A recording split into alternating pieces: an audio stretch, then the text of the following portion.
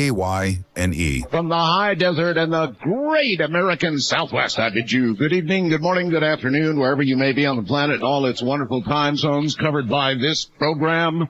I'm Art Bell. Glad to be here. It's the weekend. Hooray! And it's going to be an extremely interesting program this evening. Next hour, Lyn Buchanan, very famous remote viewer instructor, very famous remote viewer, period, from the government CIA-sponsored program.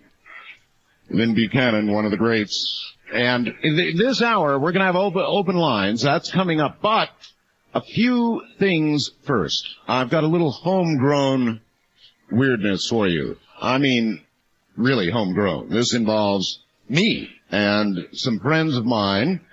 And fortunately, it's just not me that's going to be telling the story. I've got her here. You know her. Her name is Bonnie Crystal. At least a lot of you probably know her. She's the very unusual lady who traveled to Peru and travels to different parts of the world looking for the deepest holes in the world to climb down into. In fact, one time we talked to her by satellite phone in Peru when she was about to descend into one of the aforementioned holes. Anyway, something truly bizarre happened yesterday, and I guess I was part of it. So in a moment, we'll tell you all about it. This would be a superb time to ask you all what you know about missing time. And that's right, missing time. Time that just is gone.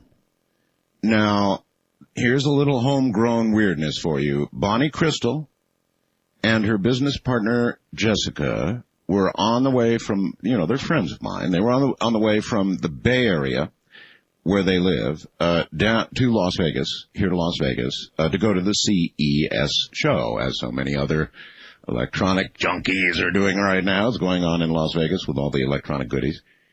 And so I was talking to Bonnie, who of course is a ham radio operator, on the 40-meter band.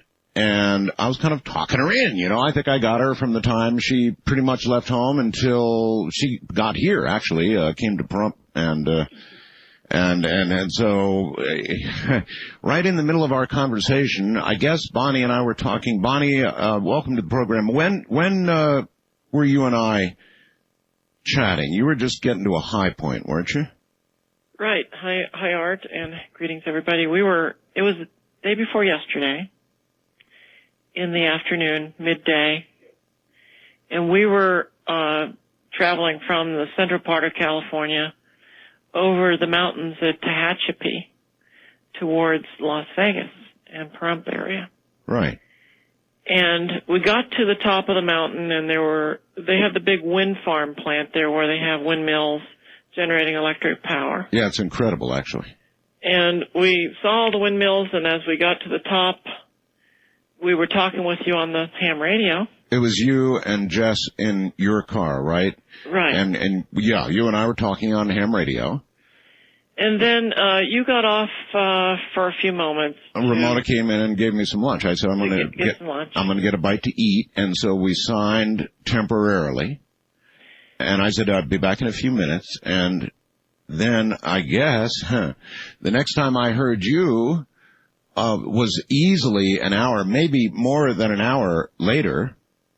Suddenly there you were. I had been looking for you. I had been calling you, but suddenly there you were. And so what happened?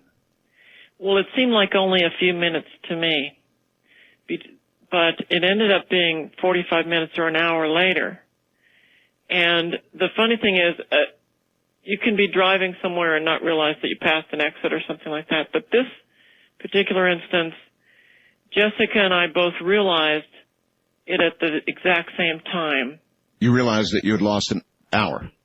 And somehow we got transported to a place further away than we were actually headed to. How much further? Well, it was at least 45 miles or 50 miles away. Plus, you passed a place where you normally would have stopped for gas and all the rest of it. I mean, where you actually probably planned to stop for gas, right? Yes, we planned to stop for gas in a little town called Mojave. Right. And just so happens that at that particular town they have stoplights and you have to make a left turn. and there's usually a lot of truck traffic and that sort of thing, and traffic in town. So in other words, if you were subject to some sort of road hypnosis, hitting that would have snapped you out of it anyway. I mean, if you're kind of hypnotized by the road and you don't realize where you are, okay, fine. People can imagine that as a cause for what we're talking about right now. But that this would have pulled you out of that quick because you would have had to stop and notice everything around you. Yes, and I would have had to make slow down to a stop and make a left turn across traffic in order to get on the other road. And we don't remember anything about that, and the funny thing about it is that we both remember nothing during that period of time. So in other words, from the moment or a moment or two after I spoke to you on the radio and we signed, and then just like a minute later, you were how far down the road? 50 miles down the road. 50 miles down the road. And I guess you looked at each other and said at the same time what? Well, the first thing we noticed was a landmark on the side, which was a new solar energy plant that they built out in the desert there. Right. And we thought, have they built another one before you get to Mojave? We knew that you had one down the road past Mojave and on the way to Barstow. But here they built this new plant since the last time we've come through here. Then we realized we were not where we thought we were, because all of a sudden we started seeing landmarks for a little place called Kramer Junction. Kramer Junction. And we said to ourselves, how can we be in Kramer Junction? Kramer Junction is after Mojave. And it was right at that time that we heard you on the radio and talked to you on the ham radio. And the first thing I think someone asked me was, hey, something just happened to us out here. Something like that. It was you or Jess. Is Jess there with you? Yeah, she's here with me now. Put her on for just a sec. Okay, Jessica. Hi, Art. Hi, Jessica. Hi. Okay, so your account of this experience, roughly the same, of course, but you both realized this at the same time? We realized it when we went by the power plant, and I said to Bonnie, I said, how far up the road is Mojave? And she said, well, it's just up the road a bit. And then we turned up to Kramer Junction, and I said, wait a minute, Kramer Junction is after. Oh, my God, what happened to Mojave? And then you came on the air, and I think I told you, Art, something very strange has just happened. Yeah. And so, Jessica, what do you think happened to you? I have no idea. I'm a physicist, so I'm supposed to understand these things. And the strange thing is that Bonnie and my memories of getting off the radio with you ended at the same time, and our memories of the power plant started at the same time. And I was fully awake. I was watching the scenery, waiting for Mojave to come along to gas up and get a soda. And there's absolutely no memory. It's like someone cut that 45 minutes out of my life. You're not a strong believer in the paranormal, are you? No, I'm not. I believe in the physics of the world, and things are supposed to operate a certain way. They're not supposed to happen like this. Uh-huh. But they do, and they happened. did. And it happened the day before yesterday. And it shook me up, as you remember when I was talking to you on the radio. It was a definitely earth-shaking experience. This stuff's not supposed to happen. But it does, doesn't it? Yes, it does. I can attest to that now, and right now I'm getting goosebumps telling you. Well, listen, I really appreciate the two of you coming on there. They had to go grab a hotel room telephone somewhere or another in order to come on the air and even tell this story. They're in Las Vegas at the CES show. How is the CES show? Is it really cool? Packed with people. It's very interesting. Video is definitely the hot thing. HD TV is everywhere, and as you know, with your new HD TV, everyone's going to have one in a couple of years. It'll happen just as black and white went to color. This will happen. And it's a stunning difference from color. Oh, yes. Well, I want to thank you, and I want to thank Bonnie for coming on the air, and it'll probably spark a conversation. I have no idea what happened to that time, where you might have been. You've checked your body, haven't you? Yes, that's the first thing I thought was... In fact, I think I mentioned to you, because something like weird happened in the middle of the afternoon along a highway, because it wasn't even nighttime. Yeah, in broad daylight. Two individuals who pride ourselves on being scientists. We're scientists. This stuff doesn't happen to us. We hear about this, but to experience it is spooky. And I'm sure some of your listeners have experienced this also. Even in reflection now, the two of you don't think it's possible that just some simple old road hypnosis could have done this. I wasn't watching the road. I wasn't hypnotized by anything. Yeah, and the other thing is, Bonnie was speaking with me, so there was a lot of external stuff going on. And we were both well rested, and we both just had lunch, and it's the middle of the day. Those are not hypnosis periods. You know, in the evening, on a lonely road at night, you can understand that.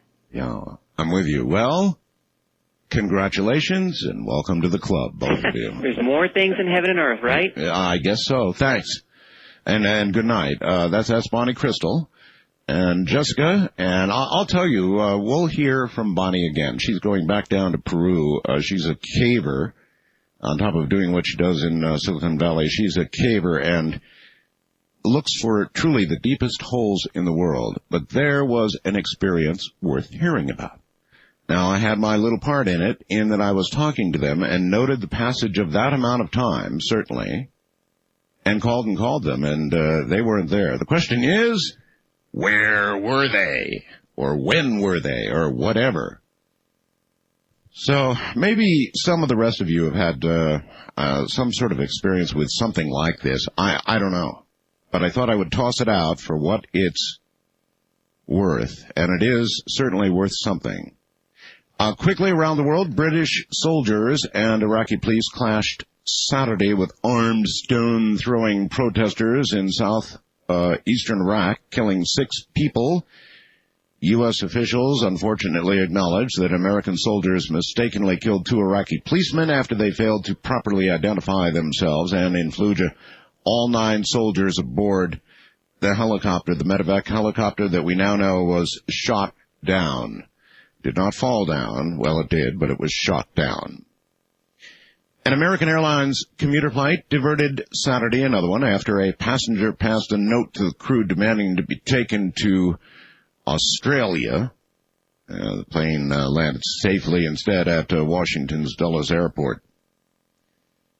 Is cold in the Northeast. While the climate change is real, certainly I'm sure that the people in the Northeast don't want to hear about, you're going to hear about it, though, global warming. It's very cold right now. NASA's Spirit rover has now fully unfolded itself and stretched up to its full 4-foot 11-inch height. That's a small person, I guess, making it ready to drive off the lander that has delivered it to Mars. And the rover space agency says it might reach the Martian surface as soon as Wednesday morning. Now, we've got to talk about Mars for a second. There's good news, and then I guess maybe some bad news. I don't know. Data acquired on Mars from the Mars rover Spirit's mini thermal emission spectrometer shows that light or spectral signatures of an as-of-yet unidentified material that contains bound water. That's water, folks, in its crystal structure. Minerals such as gypsum and zeolites are possible candidates. If water is indeed bound inside crystals underground, well, then it once flowed freely on the surface. Meaning there's a very large chance there once was, and maybe still is, life on Mars. Now, there's something that I want to say here, which will probably be not good news for Richard Hoagland. I've really spent my time on the Enterprise mission site, and I have looked at all of what I could find of what were considered to be anomalous photographs. And there is one thing of a snake maybe. It sort of looks like a snake, or an animal like a snake with its mouth open and eyes and stuff, right? But I got to tell you, what I mostly see up there are rocks. Rocks. I could nearly go into my backyard here or very close by and take a photograph out here in the desert and show you just a similar scene. Now,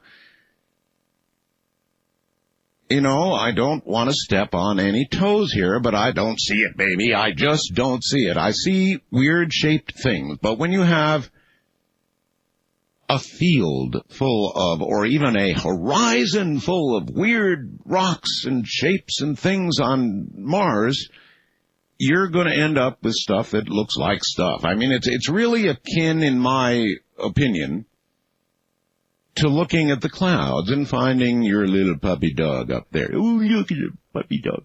You know, it's like that. You can find things in things, and when they're not fully distinct, and when they're only partially distinct, and they are awfully good photographs, but, you know, by the time you get down to rocks and stuff like that, you begin to get a little fuzzy, and if you look at those photographs, I guess you can see things in them that you want to see. I mean, the mind does that. Now, I know there will be strong protests from the ever-passionate, very passionate, verbose Richard C. Hoagland. But I've looked very carefully, and I'm sorry, I see rocks. Now, that doesn't negate the possibility there's life on Mars, certainly, and now with the discovery of water, it's ever so likely there is or was. Probably both.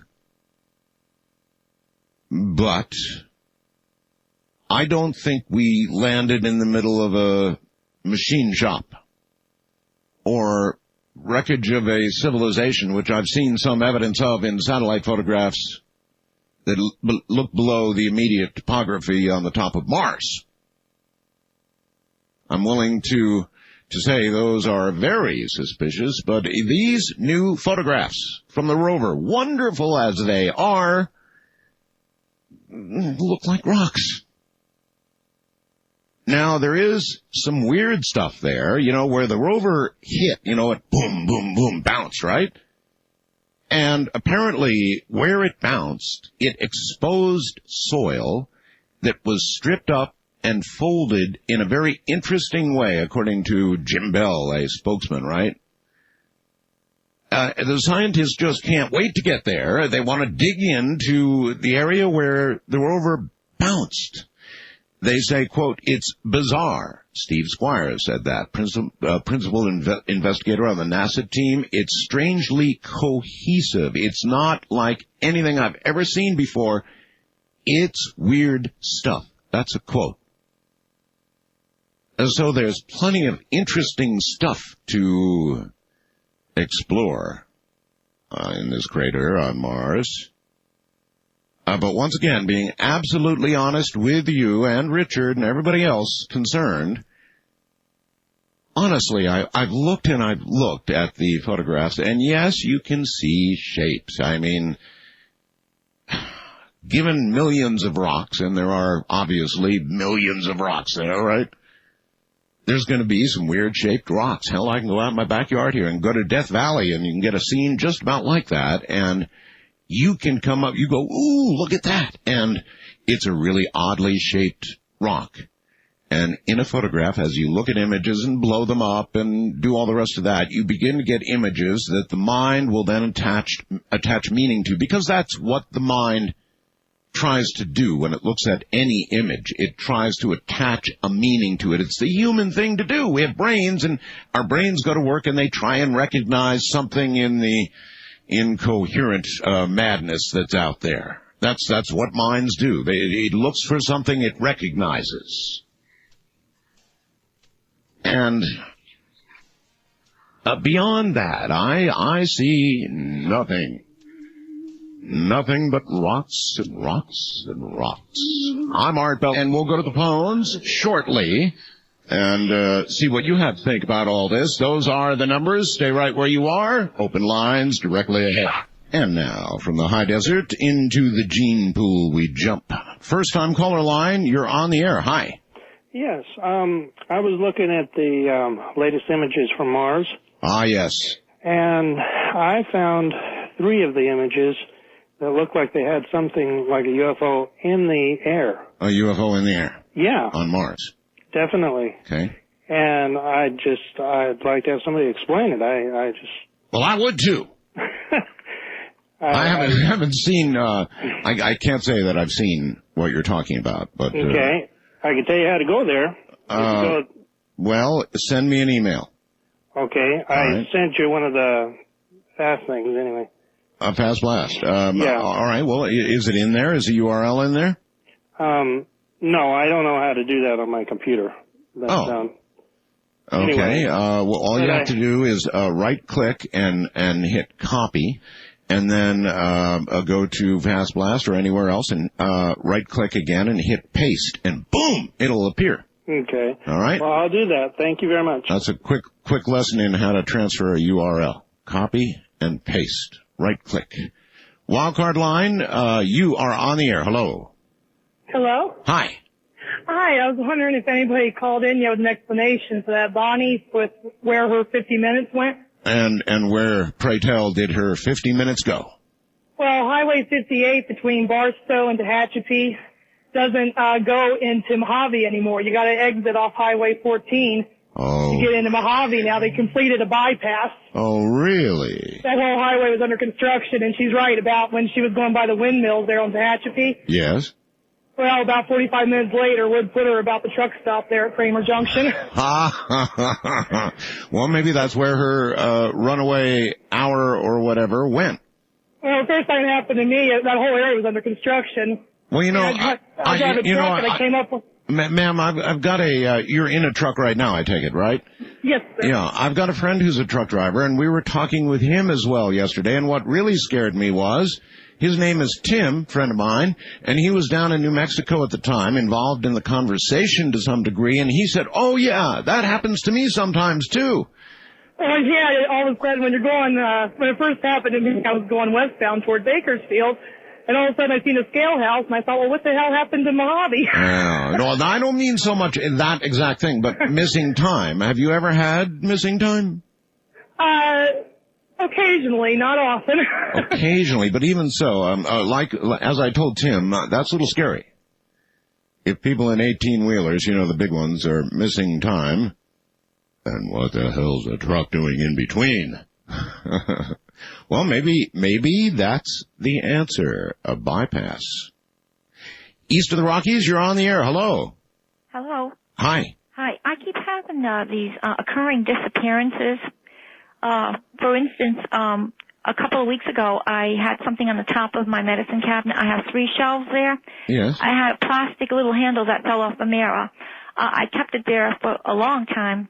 And then what are you saying? Poof, it was just gone? Well, what happened is I went to reach for a pair of scissors next to it. I got the scissors, and the object fell. It never hit bottom. I saw it go down. Till this day, I can't find it. And this is not the first time these things have happened. I've lost a button off my coat in my hallway. The kitchen was ripped apart because of renovation, and even the radiator was taken apart, and I figured, oh, maybe now I'll find my button. Well, I must admit, things do disappear, and they seem to go to the land of the lost, but then occasionally, some years, like you'll move something, sofa or something that you haven't moved in years, and you look behind it and you go, oh, wow, look!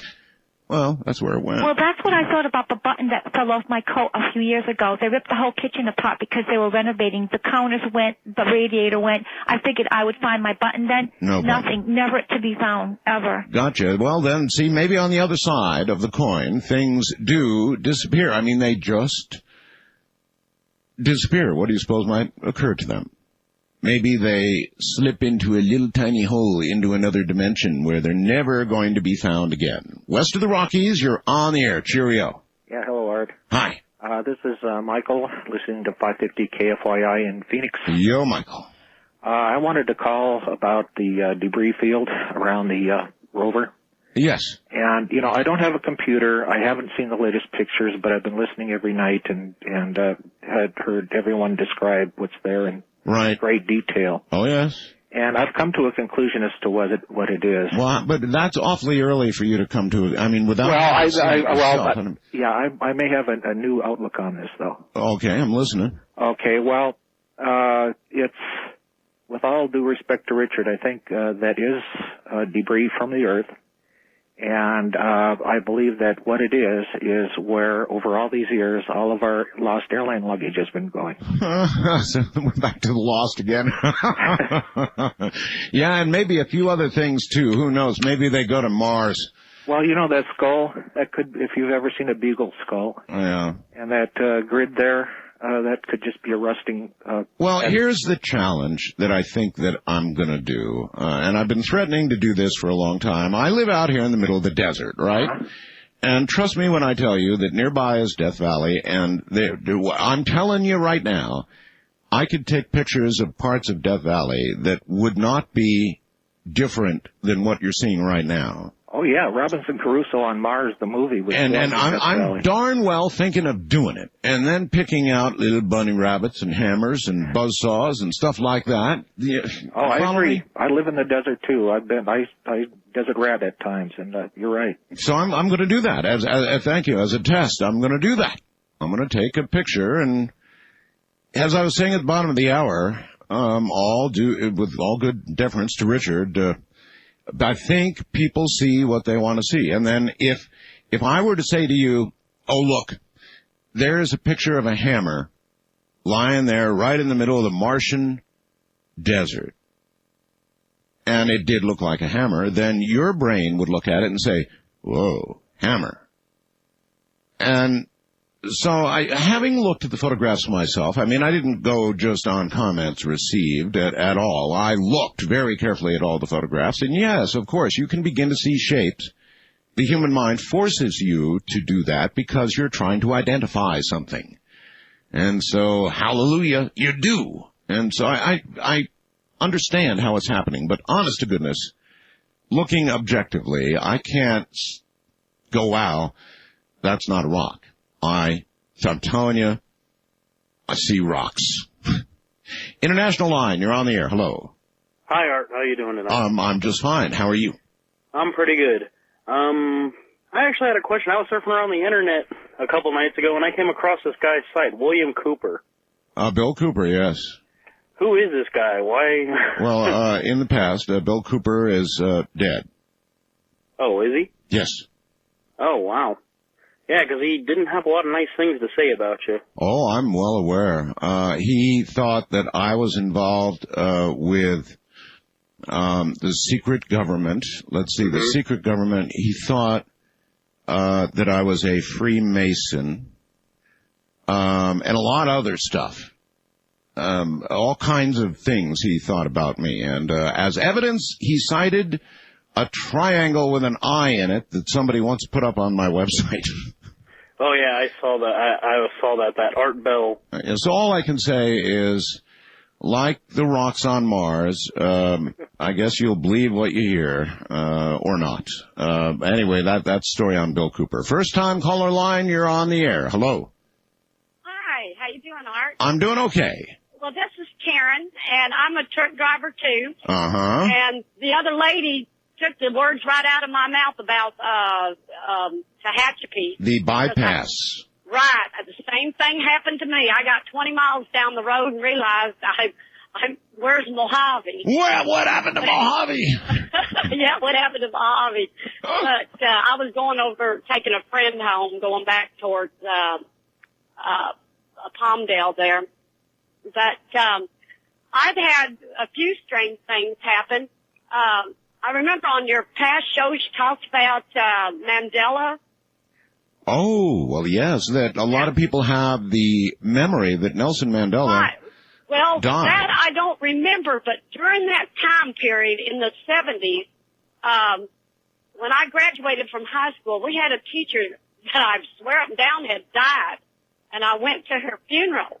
Oh. 10 years later, we had a class reunion, and I was discussing this with one of the students. I said, boy, we're really going to miss her. And next thing I knew, she walked in. That's got to be a little unsettling. And I think it was during that same time. And that has been bothering me for years until I heard that show, one of your shows a couple years ago or a year ago, about discussing about that. About this phenomena. Well, it's actually, thank you, it's actually a lot deeper than that because of what it would mean. And here's the basic theory. That a lot of people, for example, have the memory that Nelson Mandela did not serve his jail time and then get out and go on to lead South Africa, but rather died. And it's not just, that's just one example. There are many other examples of seemingly false memories that people have. Now, what could these be? Well, if there is eventually to be time travel, and I believe there will be, if we live, if we survive as a race to gain the technology, I think we'll be able to travel in time. I really believe that. And so there could be time travelers, and it may well be that if they in some way tamper with the fabric of time, or there's some other anomaly that tampers itself with the fabric of time, then things perhaps do get switched on about as experimentation and tampering occurs. And things occur one way, and then time makes them something else. And so we have these weird little memories. Just a possibility. Wildcard line, you're on the air. Hi. Hello? Hello. Yes. This is Michael from Waterville. Yes, Michael. I happened to be listening in on the Mars thing. Yes. And I was intrigued. I brought up my computer. Yes. And a lot of those things look like just faces that are like from some statue that fell over or something. Yeah.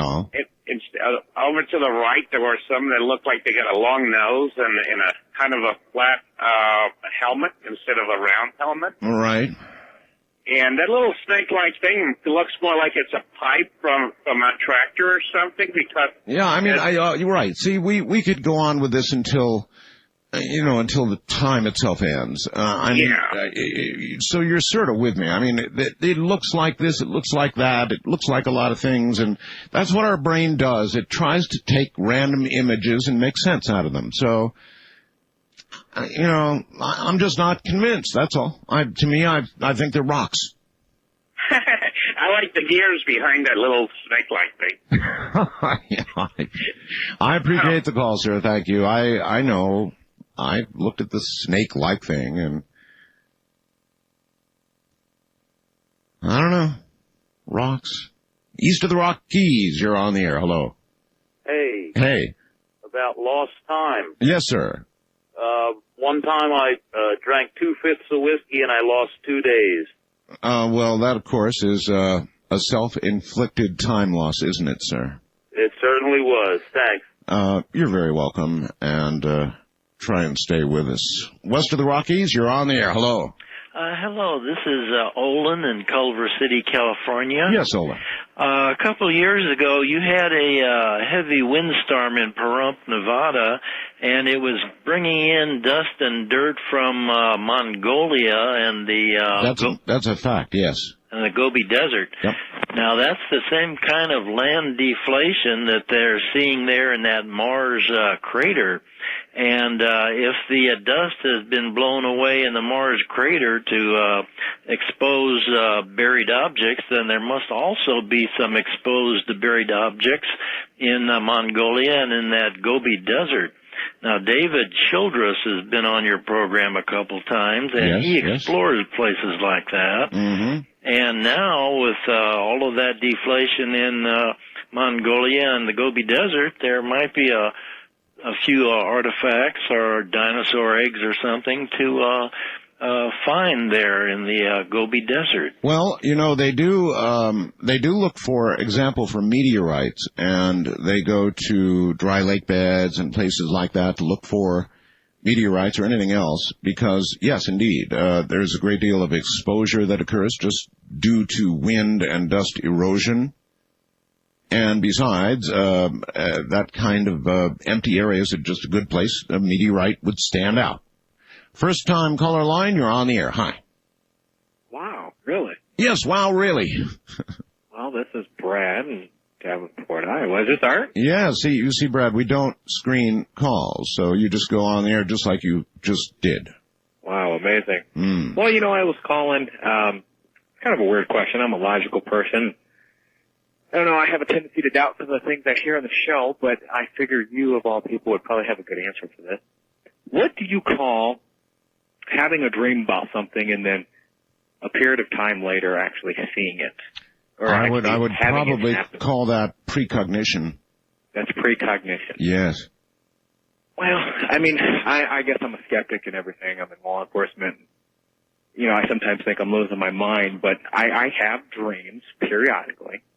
They're nothing significant. It's, not the death of anybody. It's nothing important. It's almost random. Well, like life, you would think that would be the case more times than not of a precognitive dream. Why would it always be of dramatic events? It might just be of an event. Something. Right. Yeah. And I had one here the other day that was just, like I said, I'm in law enforcement. It's damn scary, to be quite honest. Because it's like, what comes next? It's like two pictures that are out of focus. All right, what was it? It was, I can't really go into it a great deal because it was on the job. But basically, I was at a location. The dream when I had it was nothing significant. It's nothing that I remembered. I had very lucid dreams. Right. It was nothing significant. But when the day came and it happened, it was literally like two images coming into perfect crystal clear focus. Huh. Everything made sense. I recognized the individual I was speaking with, the truck. I had a log book on the truck. I recognized the location, which is a very unique location. It's a secure location. It was absolutely amazing. And it's like, am I losing my mind here? Is this something that I could learn to control? Do you talk to your partner? Have you mentioned this to your partner, to others in the department? I mentioned this to my partner, yeah. You did? And he's actually my twin brother. How did he, oh my, how did he handle it?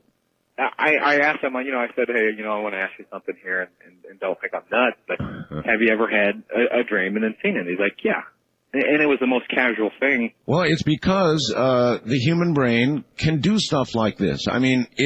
It's a fact. I gotta go. The hour's ending. Thank you very much. Not a problem. All right. So there's a police officer, and it's a police, and everybody has these experiences. There is much more to this life than is apparent on the surface, isn't there? And even policemen and firemen and public officials, they all know it. We just don't talk about it, except right here. Seems as though somebody named, Tim Shepard has done a cartoon of me with a big old silly grin on my face and super glue, and that's a comic memory of something that happened to me a number of years ago on the program, which I'm sure most of you know about. It didn't quite happen the way it's illustrated there. It looks like I was just holding up some super glue, gluing my lips together. It didn't happen that way at all. I have this cart rack next to me on the wall here. Yes, I still use carts. I'm a dinosaur in the radio age, so I have a cart rack here. You gotta love these old things, And the cart rack, the little Molly came out of the wall, and I was right in the middle of a break, doing a show like I'm doing right now, and so I ran into the other room and got the ever-trusty super glue, which I'm no good with at all. I don't have talent with super glue. And anyway, I came in and attempted to apply some glue to the Molly to get the thing back in the wall, right? Sensible. The problem was that, of course, I coated my finger in super glue, and then I tried to chew it off. You know how you try to chew the glue off with your teeth, right? Well, the problem was the super glue wasn't hard yet. So what happened basically is I glued my lips together, which is now, I guess, kind of humorous, but even in retrospect, it wasn't very funny because when you're on the air, you have to talk, and that means you have to use your lips. You must use them, and so being in a panic to help myself out instead of finding some remover or something like that, which the normal person would have done. I was running short. I had like less than a minute to go to get back from the commercial set. And so I ripped my lips open, upon which, and at that time, then a little piece of my lip came off with the glue, which then ended up in the ashtray, and that was and then I was trying to talk with my lips still partially. It was just, it was not funny at the time. I understand, in the spirit of the Leland Gregory type stuff, it's funny to hear about, but talk show hosts gluing lips together, well, I guess to you it would be funny. The Seventh Sense. The Seventh Sense, that's the name, and that's a cool name, too. of Lyn Buchanan's new book. That's really a cool name, The Seventh Sense. That's neat. I'm going to ask about that. Lyn Buchanan was one of the U.S. military's controlled remote viewers from 1984 through 1992. During that time, he worked first as a viewer and then as a database manager, trainer, training officer, and property book officer. Upon retirement, he worked as a computer systems analyst at the DIA, Defense Intelligence Agency. He then began his own computer data analysis company called Problem Solutions Innovations. When the CIA finally declassified the existence of the military's remote viewing effort back in '94, it became public knowledge that Lyn had been the unit's trainer. He was, of course, quickly then overwhelmed with applications for training. About this time, he began the Assigned Witness program, which uses trained, experienced, controlled remote viewers to do pro bono remote viewing work for police and other public service organizations. The original intent to help police find missing children. However, as cases met with success, the various departments and agencies began to enlist the remote viewers in other projects. Presently, Problem Solutions Innovations continues to work with both public service agencies and the corporate world to train and make use of talented and qualified controlled remote viewers. Lyn has written about his experiences and what he learned about the human mind in a book entitled The Seventh Sense. Lyn Buchanan, hey, I really like your book title. Oh, well, thank you very much. That's pretty neat, The Seventh Sense. Do you think that Lyn, that's exactly what it is? Actually, I believe it is. It's sort of a combination of the sixth sense actually is ambiance, sort of combination of all the other senses. You know, you walk into a church and you get that hushed feeling, or you're on the edge of a cliff, you get whoa, you know. There's a definite church ambiance, sure. Right, and it's a repeatable thing. You know, you can test it. It's always there. And as a result, I think it's the sixth sense, and the seventh sense is the psychic sense. Okay, well, that question I want to tackle alone. You said you really think it's always been there, that humans have always had this innate ability, whether it was sleeping in their minds or active, as in the remote viewing program, but it's always been there. And I think it has. You know, there's evidence of it all the way through history, and not just the history of civilization, but also through the histories you get in jungle lore and such as that. I mean, it's always been around. It's always been there. It's a natural thing. Wouldn't most normal people confuse it or not be able to delineate between that and the sixth sense? In other words, some sort of psychic capability? Right. It would seem the same to the average person. Yeah, in my course I teach methods for developing both of them. And the method for developing that sixth sense, that ambiance sense. Yes. You know when you're doing the thing right. When people start saying to you, what are you, psychic or something? Because you start seeing things in your environment right around you that is available to them, but they don't see it. They're just sort of dead to the world in that. But Lyn, aren't they mixed? I mean, you look at some of the most talented psychics, and they make really good remote viewers. I guess not always, but one of your own members there in Las Vegas, I believe, is quite a talented psychic. Is that Angela? No. Oh. The greatest of them all, and his name just flew out of my mind. Oh, okay, yeah. Help me here. You must know who I'm talking about. In Las Vegas? Yes, I believe he lives in Las Vegas. Doggone it. Well, it'll come to me in a moment. Are you talking about Dean Radin? No. No, I'm not. And doggone it. Anyway, somebody will blast it to me. I can assure you in a few moments. At any rate, he's a very, very talented psychic and apparently quite a remote viewer. So they do sort of mix and match a little bit, don't they? If you're a good... Yes, absolutely, they do. Okay. The psychic sense is the ability of your mind to pick up things around the world. The controlled remote viewing, which was used in the military, yes, is actually not a psychic method. It's a formulation of methodologies that allow you to control that ability. One of the biggest problems that natural psychics have is they don't have control. Well, what the military wants is control over everything, of course.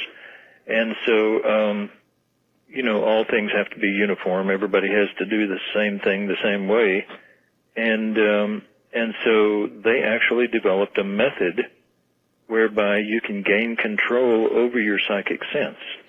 Ingo Swann, Lynn. Yes. Ingo Swann. This one is the developer of this method. Yeah, exactly. But he had, I'm told, that he had enormous psychic ability. He's good. Yeah, natural psychic ability. So do you think then that really, I guess the delineation between the two is the control? That's it.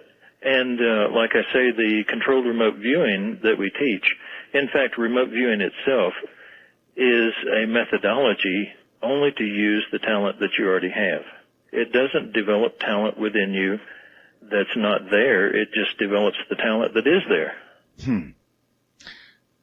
And different people have different levels of natural talent in that area, yes? Oh, sure, yeah. You hear me play chopsticks and you go to Bourbon Street and hear some of those people play on the piano who've never had a lesson in their life, and that becomes quickly evident. Lynn, how do you test for a level of natural psychic ability? Is there any measuring stick or standardized test you can use? I think there have been several developed, but basically what we do is the proof of the pudding. What we do is we can put pictures in envelopes as a basic test. Right. And then give someone simply the cueing of, I want you to tell me what picture is in the envelope. It's the target, right? It's the target, right. The target, all right. You tell them nothing more than that. And then you see what they can do. As the person who assigns the target, are you aware of what the target is? You don't have to be, but you can. Well, yes, but I suppose the problem would exist no matter who assigned the target. But the question will always hang about whether there is a telepathic communication between the mind of the person assigning the target, whoever that might be, and the person searching for the answer. Oh, I don't think there's any question about it at all. It's absolutely there. Oh? Yeah, it's pollution. And if the person assigning the target wants you to find a certain thing, it's been shown, through testing and databasing that the viewer will tend to find what the tasker wants them to find. Yes, but you called it pollution.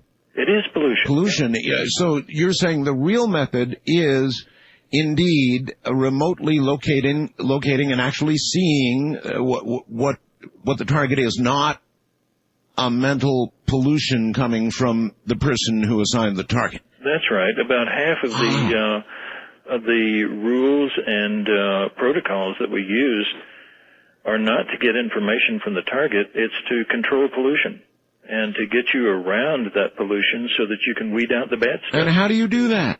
I mean, how do you generally search the ether like you'd search the internet on Google or something for a specific item and not know where the source of your information is from? How do you mentally delineate? Yeah, it's sort of like calling up Google and typing in "surprise me" and see what happens.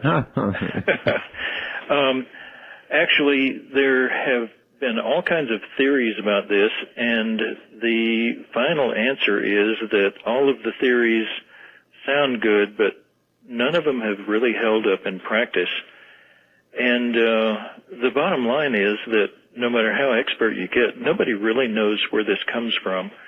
The one that is held up most is the theory that your subconscious mind sort of sits right on top of the collective mind and can gain information from it that is not normally accessible to your conscious mind. Have you been watching the research, Lyn, on consciousness, mass consciousness, the Princeton stuff and all the rest of it? Have you been monitoring all that? With Dr. John and Dean Radin's work? Radin's work. You've been watching all that carefully? What do you think about all of that? Oh, I think it's becoming very evident that there is a collective unconscious or a collective subconscious, or what I call the collective conscious. And that the collective mind is there, and once you learn to access it and get past all of this pollution that you normally put into the process, yes, there's no secrets. Anything in time and space, is basically available to you. No secrets. Oh, no. And that means across time, the past, the future, the present, they all mix together in what you view. Sure. One of the things in the controlled remote viewing is that in all respects, we treat time and space exactly the same with the same rules. It's just as easy to say move back 10 years as it is to say move back 10 feet. So when you access this, the parallel to Google seems like a pretty good one, is it? Yeah. Mm-hmm. You put in a subject, something you want to know about, and you're going to get good returns, and you're going to get things that are not perhaps relative, in any way relevant to what you really wanted. Absolutely right. And also, you say, well, how does Google do that? Somebody may know, but I don't. Well, it's just Google searches every website on the planet, and how does it do that? It does that that's what computers do, and that's what our mind does as well. You tell it the target you want, and it somehow searches. Yeah. And I guess God wrote the program on this one, but it somehow searches and comes up with the information. It comes up with a lot of garbage, but it also comes up with the information you need. But, Lyn, I know the practical applications of remote viewing, locating missing children, obviously, that kind of thing. Sure. And I know you've done that, but if that's the kind of access and the kind of field that you can fire questions at and make inquiries of, then can't you begin to ask this great Google of the of God's world, some of the questions that we all want to know about our own existence, about how we got here, who we are. So many of the questions a little child might ask that you literally in remote viewing could probe. Absolutely, and I think that everyone who gets trained in this and experienced in it winds up asking those questions. I have seen very few people who have followed this conscientiously and who have practiced and done their practice and done their work. How could you not? Who have not grown tremendously in the process. How could you not? Once you realize that these kinds of questions can be probed, I don't know how you could resist probing them. Well, I certainly couldn't. Now, I've, heard rumors that even back in the military program when it was going on, there were certain excursions, perhaps, from officially designated targets. Is that fair? That's extremely fair. We sort of put them under the label of practice sessions, However, we tried at all times to get those targets which would have feedback because we wanted to database the results, and we wanted to find out on things like UFO sightings and all that. We wanted to find out if we could do it, and therefore we had to have feedback in order to learn whether we could or not. Yes. All right. We're here at the bottom of the hour. Hold on, Lyn. Lyn Buchanan, who is a remote viewer, was involved in the CIA's remote viewing program as my guest. And if you're new to remote viewing, you'll be interested. If you've been around it for a while, you'll still be interested. Don't touch that dial. He was one of the CIA's remote viewers during that program. He's written a book now called The Seventh Sense, and his name is Lyn Buchanan. He'll be back immediately. Well, all right. Once again, here's Lyn Buchanan. You're not a licensed remote viewer guaranteed to know what the future holds, are you, Lyn? No one is, no. All right, listen, a point of confusion perhaps before we go on. Your bio lists you as a training officer in the remote viewing program. I was the training officer for a while as well as the trainer. Because Ed Dames also says he had that that was in his too. Yeah, when he came into the unit, he claims he was my trainer. I had been training and was the training officer and the trainer when he came into the unit. He was in line for a promotion to major, but he needed to work in a major's slot. Well, training officer is a major slot, and so I very gladly gave up that slot to him. Oh, I see. And so he became the training officer. I still stayed the trainer. Gotcha. It's one of those small worded things that makes a difference in the military that may not make a difference to anyone else.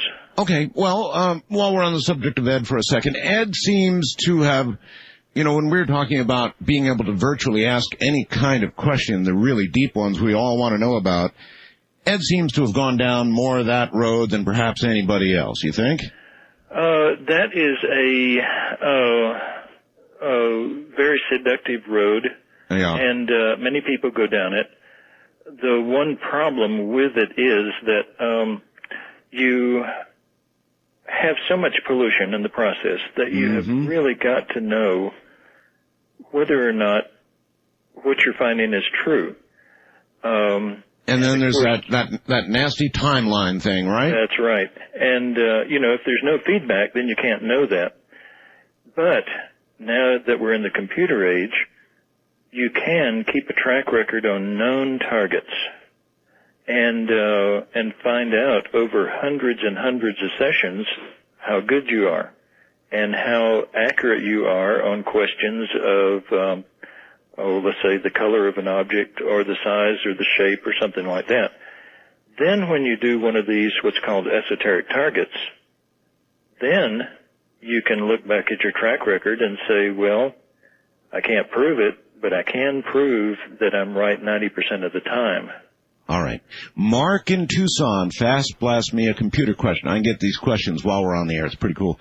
He says, and I don't know if this is true, Aaron Donahue, a remote viewer of some renown, readily says remote viewing is occult in nature. Fallen angels, demons have the answers, many deceptive and misleading, others true and based on their immense knowledge. That's pretty heavy duty. Do you know if Aaron has that view, that it's somewhat occult in nature? I think he has that view. He does, okay. I think also, from what I've seen on the internet, his name is mainly bandied around by him. But from what I've seen on the internet, he holds that, and he is trying to come up with something that is better than remote viewing and will outmode it. And, I wish him success. Interesting. Now, being completely honest with us, have there ever been moments for you, Lyn, during a remote viewing session where you have felt any sort of, I don't know, dark force, influence that you questioned, something that could be darker?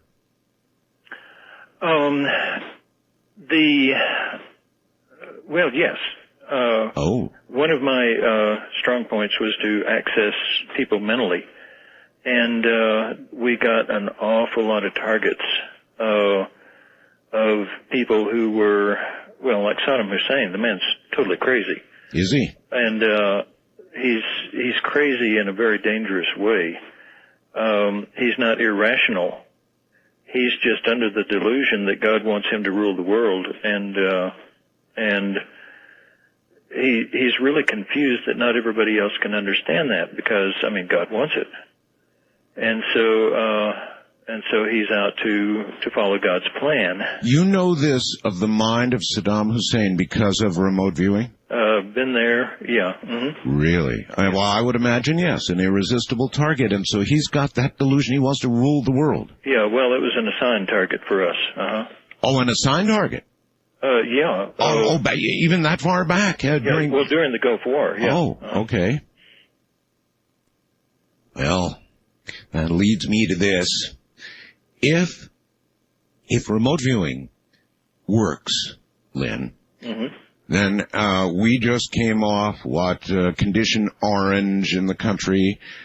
Terrorism is the word and the worry, and we're all frantic, not frantic, that's a wrong word, conscious of the real danger of terrorism. Yeah. And so you would think there'd be application for remote viewing, heavy, straight-on application about terrorism in the United States. And well, there absolutely is. Well, if there is, then doggone it, why don't we have an active program? Or do we? Every question, I've heard that there are two questions that have answers in Washington, D.C. One is where is the only place in Washington, D.C. where people know what they're doing? And the answer is the bathroom. And two is that the answer to every other question you can ask in Washington, D.C. is money and politics. Yes. And the money and politics of the situation, right as we moved into the Cold War from the active war, moved out of the Cold War, that situation was such that everyone in the intel community was right on the verge of losing their jobs, and slots were going and money was going. Yes. And what project are you going to cut? Well, there we were. Well, that seems like a satisfactory answer then, but not now. No, it's not. And in fact, I was in Lower Manhattan on the morning of 9/11. It's 4 blocks from the building, standing there watching it fall. And when I finally made it back home about 2 weeks later, I was still so angry, and I contacted the people that I knew personally who would be handling the tasks that were going to be given. I'm picking words here carefully. And you contacted some old friends. Some old friends, yeah. And they were eager to use us. The president then came out with the thing of think outside the box. And so many of the agents called and actually used us. Oh. Now, that is not to say that the United States government officially used our services. This is saying that agents who were concerned with this did use you on their own? And Question mark? That's right. And agents who knew about us and so on did. However, that does not mean that the government used us officially. There's quite a distinction there, and you have to be very careful on that one. Well, there probably is a distinction there. But you do have to wonder if they weren't, well, let's see, what did they know and how much did they know and when did they know it, and whether the boss of the agent knew, and there was a wink and a nod, and really it was a semi-official, official thing. Oh, sure, yeah.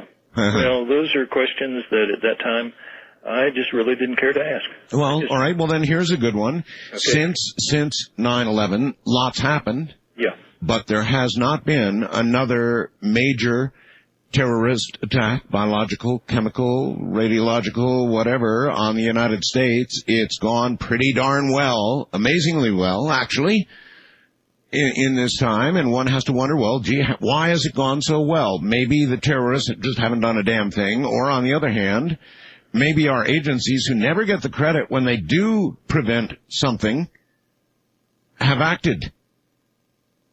What do you think? I would tend toward your second one. You would? Yes, I would. Uh-huh. Well, okay. A lot goes on in the intel community that never reaches the public and never will. All right. So would you imagine, Lyn, that some of that action that has been taken without our knowledge was supported by information gleaned by remote viewing? I would say that some of it may have, yeah. In fact, there have been indicators, as I watch the news, there have been indicators that some of it has. And probably more interesting, when we actually invaded Iraq, yes, there were indicators there that Saddam Hussein, who may be crazy, but he's not stupid, had developed a remote viewing force of his own. Oh, no kidding. Yeah.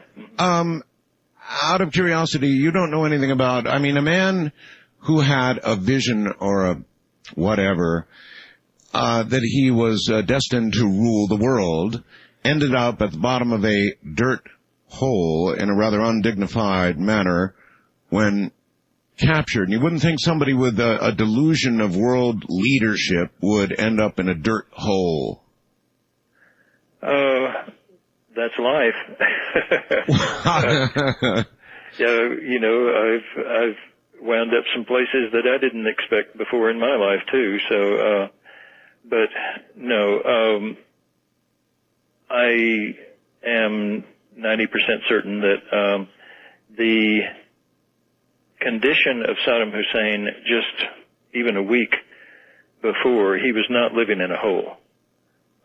He was protected and went to that hole in the ground because the troops were coming in, right? And because there was imminent danger. But as far as still not hiding in that hole the whole time, he wasn't there. No. Yeah, not living the life though of one who would rule the world. Oh no, not by a long shot. Mm. Now, I've heard a number of things since, that his body is eaten away to some great degree, fatal, ultimately, degree of with cancer. That could be. I haven't looked into that, but I think it could be. There is a report of that he has a gland-type cancer, which will probably kill him before the results or verdict of a trial do.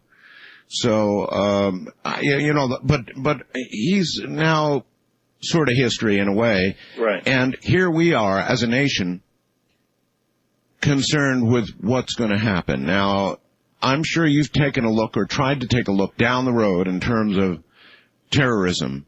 Is there anything you see ahead for us, a bit of a bump in the road somewhere up there? Well, actually, I do. They have not made their last attempt by any means. I think there would be an awful lot of situations where they will rattle sabers and, let information out into the public and then do nothing simply to keep us stirred up. That's what terrorism's all about. Sure, that's what it is. The terror part of it, the not knowing, the being concerned. But I mean in terms of actual occurrences, things that could. Well, maybe we should get into the nature of remote viewing. Once you have remote viewed something, let's say that you remote viewed two buildings coming down, or airplanes plowing into buildings, something of that magnitude. Sure. is that an inevitability, or is there some way it can be changed? The future is very changeable. It's malleable. It is. And in fact, there have been times already when we have seen the future and have been able to do something about it. This is one of the beautiful things about the fact that time and space can be treated equally. Well, beautiful as it may be, it's probably also very troublesome for people like yourself, because if you successfully call a problem and screech from the rooftops about it, and then it doesn't happen because something changed it, then you look like you made a prediction that just didn't happen, and yet your prediction really is what prevented its occurrence. Right, and that has happened many times, and it ruins your record. Oh, I don't worry about that. I worry about the people who were saved, and Yes. I can sit smug and think, I was beneficial in this one place. Is there any way to tell when you look at an event whether it has a certain degree of inevitability, a high degree of inevitability, or is everything equally malleable and changeable if you need to change it? I don't know of anyone who has found a way to tell those. I have an analogy that I use about the pond of time. You're a bug sitting on the pond of time, and you see another bug across the pond. Yes. Sitting beside a rock, and you think, oh, that would make a good meal. You go skittering across the pond, and you set up waves in front of you. Right. And those waves can scare away that bug. But when you get there, that rock is still going to be there. There are rocks in the pond of time that we're not going to move. And, everyone has always said that if you change one thing today, then it changes the entire future. Actually, it seems to just take the path of future off at an angle, and it slowly curves back to that next rock in the pond of time. Really? So, as we move forward in this down, like going down a road in time, there are certain things that are going to happen almost no matter what. In other words, if you were able to manipulate something else would be manipulated to bring us right back to the same rock. But that doesn't mean that you didn't manipulate the one thing. I like to liken it to playing chess with God.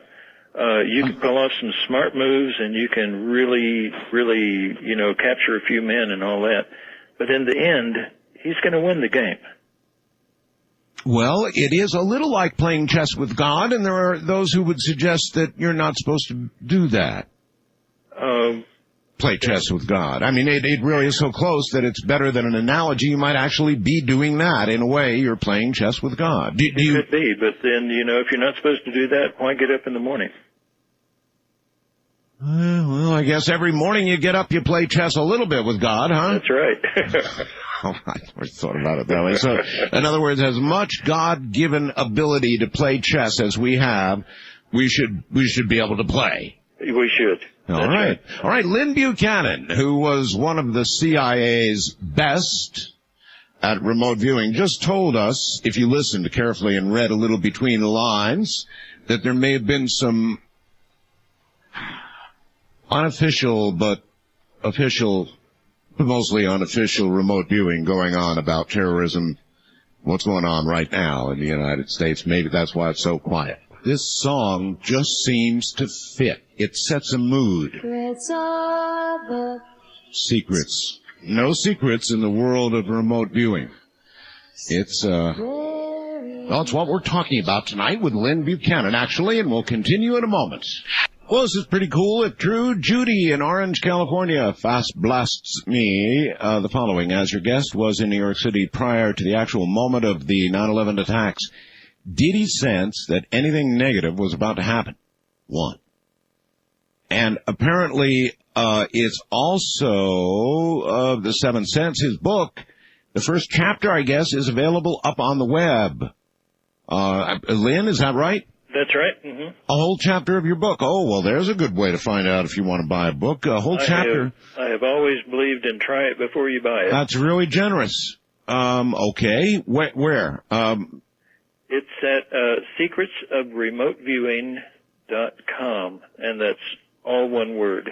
Secretsofremoteviewing.com. Well, I think people can get there, and I'm sure we probably have a link or something like that. Cool. One whole chapter.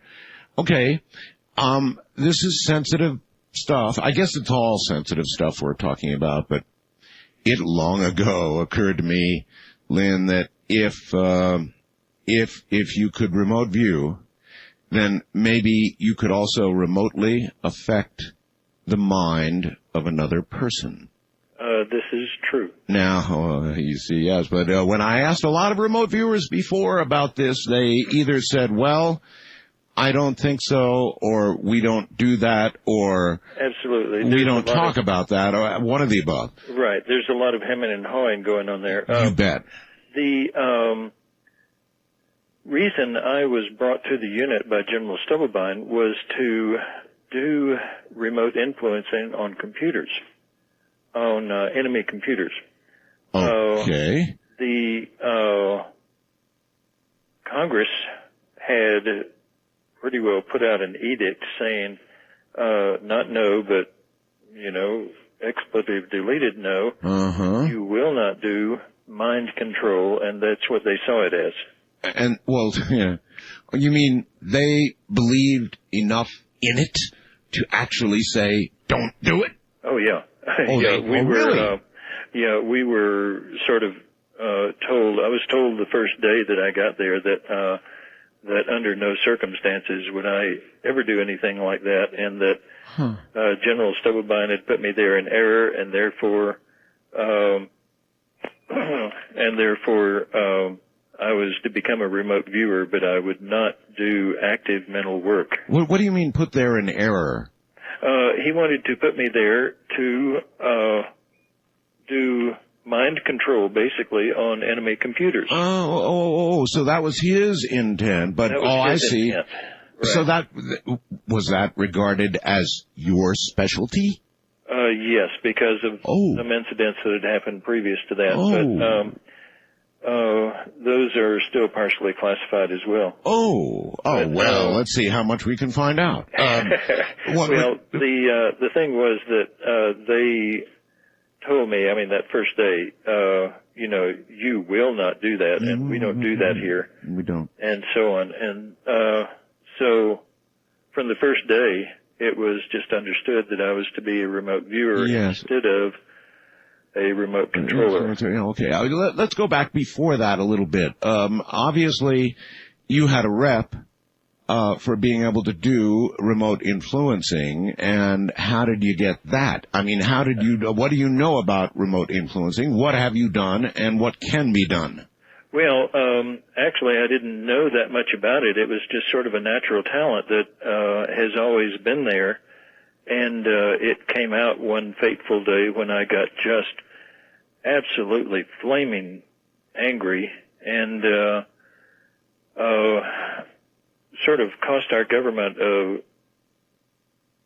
several big dollars for computer equipment. And I didn't know at the time that this General Stubblebine, who was our commander, of the intelligence forces, had people out who were trained to spot these events. And so, I wasn't going to... Are you telling me you got angry and that anger manifested itself by ruining some computers? Is that what I heard? Yeah, Uh-huh. And as a result of being reported, General Stubblebine found out that I was doing that. He came out and got right up in my face, and he said, "Did you kill my computers with your mind?" Really? And I was seeing my grandchildren still paying for computers, and I sort of heard this little voice coming out of my mouth saying, "Yes, sir, I did." And this scowl that was on his face. Oh, I'm sure, but even before that, did you know that you did it? Did you know when you were doing it? I knew. Did you know how you did it? Yes, I've been doing things like that most of my life. Why were you that angry? I had written a computer program, and this other guy had trashed it on the day that I was to show it to the generals of all of the 12 nations who had equipment and operations there where we worked. He destroyed the program? He gimmicked the program so that the minute I started working it, it would bomb. It would bomb out. Oh, he sabotaged you. Oh, now that would make you very angry, yes.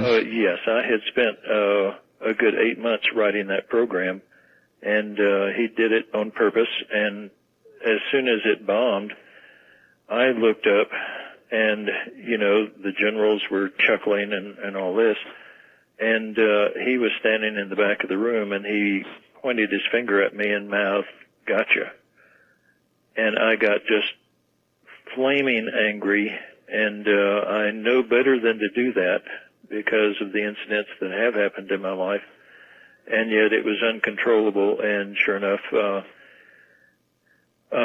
many millions of dollars worth of computer equipment went down, and like I say, I wasn't about to tell anyone that I had done it because they would think I was crazy. Do you know what happened to those computers?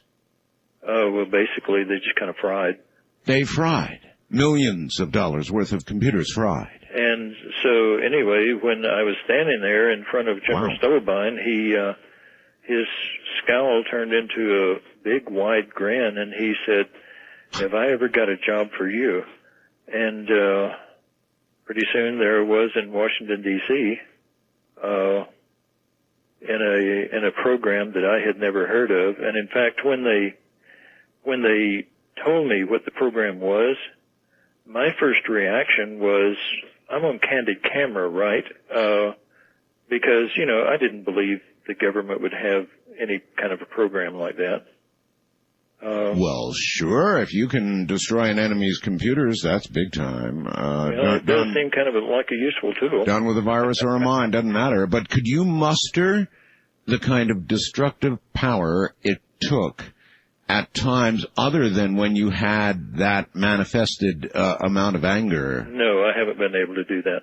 Oh, really? And this is one of the things that I would have been doing, was to be there and find a way to develop this ability, to develop control over the ability, and one day hopefully teach it to someone else.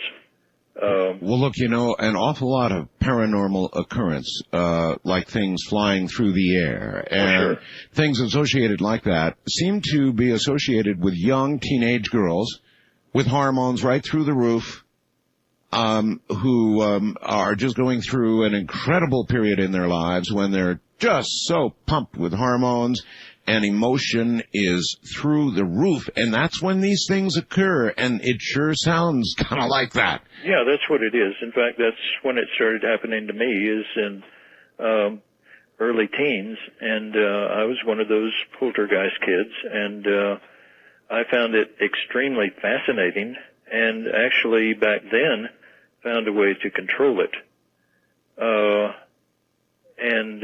At least until you got to the computers. Well, no, until I've always had many parallels to... Or did you intentionally destroy those computers? No, I didn't. So it's not totally controllable. No. Mostly controllable.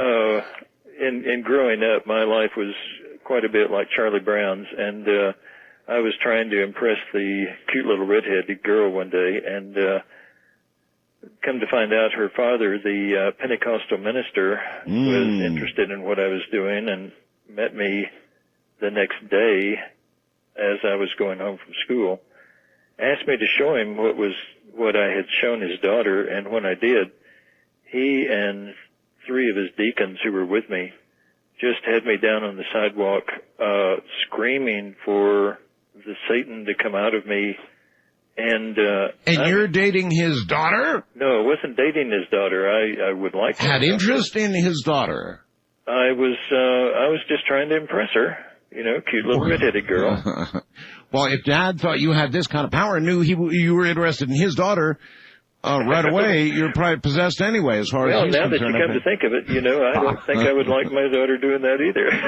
Yeah, as well, with an influencer, no. No. But boy, that ability certainly would have application in those areas, no question about it. Well, yeah, it would. For the first time ever, this talent that had appeared and that I thought was so neat, for the first time ever, I started questioning whether it was maybe evil or something. Well, if people of the cloth are above you trying to drive out the devil, that's going to send a message. Oh, yeah, I was raised in East Texas, and, if the preacher says it, then God said it too. So, well, that could have almost stunted your growth as a remote influencer / viewer, couldn't it? Oh, absolutely it did. An event like that? Yeah, I fought it for the rest of my life until that incident. And then one day, here comes this general and gets right up in my face, and because I told the truth of what happened, I wound up in D.C. As a remote viewer. But then with orders to do remote influencing as well, ultimately, right? Those were his personal orders, but they were basically canceled because we were not allowed to do any active mental work. Is it possible to thought control a person any place on the face of the earth? Is that possible? The possibility is there. You have to be so good and so well trained and so experienced that all of these people who say they can do it, they can't. And remote influencing is just that. It's influencing. It's probably even more subtle than putting a red label on your product in order to influence people to buy it. Could you, for example, let's probe a little, could you, for example, influence the President of the United States to want to renew the U.S. space program? Is that the kind of influence you could apply? Sure, you could do that. Yeah, the possibility is there. The possibility for misuse is also extremely great. I find the whole remote influencing question to be sort of distasteful. And it is. I know how to do it. I developed the protocols for it. Distasteful and irresistible. No, not irresistible at all. I found out the hard way that what goes around tends to come around, and no, it's not irresistible at all. Well, you say what goes around comes around. Are you suggesting to me that there's some kind of cosmic law? I mean, after all, people into the craft certainly believe that what you do can come back to you times whatever. Is there really something like that? I believe so. Oh, you do? Yeah. We live in I certainly believe in the collective consciousness. And we live in that collective consciousness, and when you start hurting other people, you're going to wind up hurting yourself because especially if you're in close touch with that collective consciousness, then you're going to hurt yourself just that much more. Okay. Lyn, I got so fascinated a few years ago with the possibility of millions of minds concentrating on an event occurring. Right. That I experimented 8-9 times quite a number of times on the radio with a worrisome amount of success. I mean, we produced rain in areas where they were rain-starved. There was no forecast of rain. Damned if we didn't make it rain. We did some experiments, Lyn, that scared me. Really scared me, because I began to play in a field that I didn't know. I had, I was like a kid in a candy store, and we played with all kinds of things I'm sure we should not have played with. It scared me. And I don't understand the nature of it, but it would appear as though millions of minds concentrating on an event to occur can seem to influence it. You believe that? Oh, I absolutely do. Dean Radin has gone into that type of experimentation. Also, Rupert Sheldrake, in his, well, a lot of people call it the 100th monkey theory. Yes. And, I mean, he's got well-developed documentation and proof that sure, this can happen. Well, okay, I talked to Dean Radin about this, and I expressed at that time caution, and I was very concerned about it because I didn't know what unexpected results I might get. And when you're tampering with very large forces, unexpected results could conceivably be unpleasant. You could really do something you don't mean to do or have an effect somewhere else. And so just not understanding the nature of it, I withdrew from it and I stopped doing it. And I'm still at that point now. And I said, Dean, should I be concerned about this? Not really worried or freaked out, just concerned and cautious and stopping until I understand more about it. He said, absolutely. Absolutely. You agree with that too? I absolutely do. Yeah, you know, oops, when you're swinging a hammer on a nail is one thing. Oops, when you're doing something on a global basis. Yes. You don't want an oops at that time. No, you don't want an oops. And there could be an oops, right? Oh, absolutely, there could. Yeah, it's very easy, in fact. All right. Lyn Buchanan, stay right there.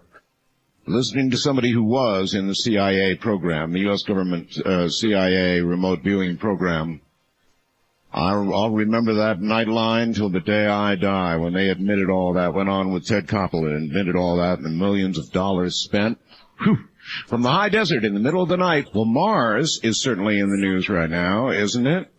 All kinds of fascinating suggestions about Mars, despite the fact that I see rocks right now. That aside, hey, folks, there's water there. That's what they're saying now. Perhaps even a lot of water, and there was an atmosphere, and there could well have been a lot of big life on Mars at some time in the past. So I think Lyn may have done some work in this area. In a moment, we'll ask about it. Stay right there. Well, all right, an obvious question that I want to clean up here. Lyn, you were in New York and actually saw the buildings get hit. That's right. So, the minute it happened, Lyn, I got a million emails, of course, saying, okay, so where were all the psychics? Where were all the remote viewers? But you were right there. Right. So, an obvious question is, did you have any immediate foreboding? Did you have any idea it was coming, or were you as shocked as all of the rest of us when we turned on CNN? What? Well, I hate to admit it, but I catch myself doing this many times. The night of the 9th, my wife and I were pacing back and forth out on the patio saying, don't go to New York. Something's bad. Don't go to New York tomorrow. Don't go. Oh, really? And, it never seems to dawn on me that we have a remote viewer in the house, and maybe I could find out why. And sure enough, I didn't. So the morning of the 10th, I started off for New York. I was supposed to get there at 2 in the afternoon.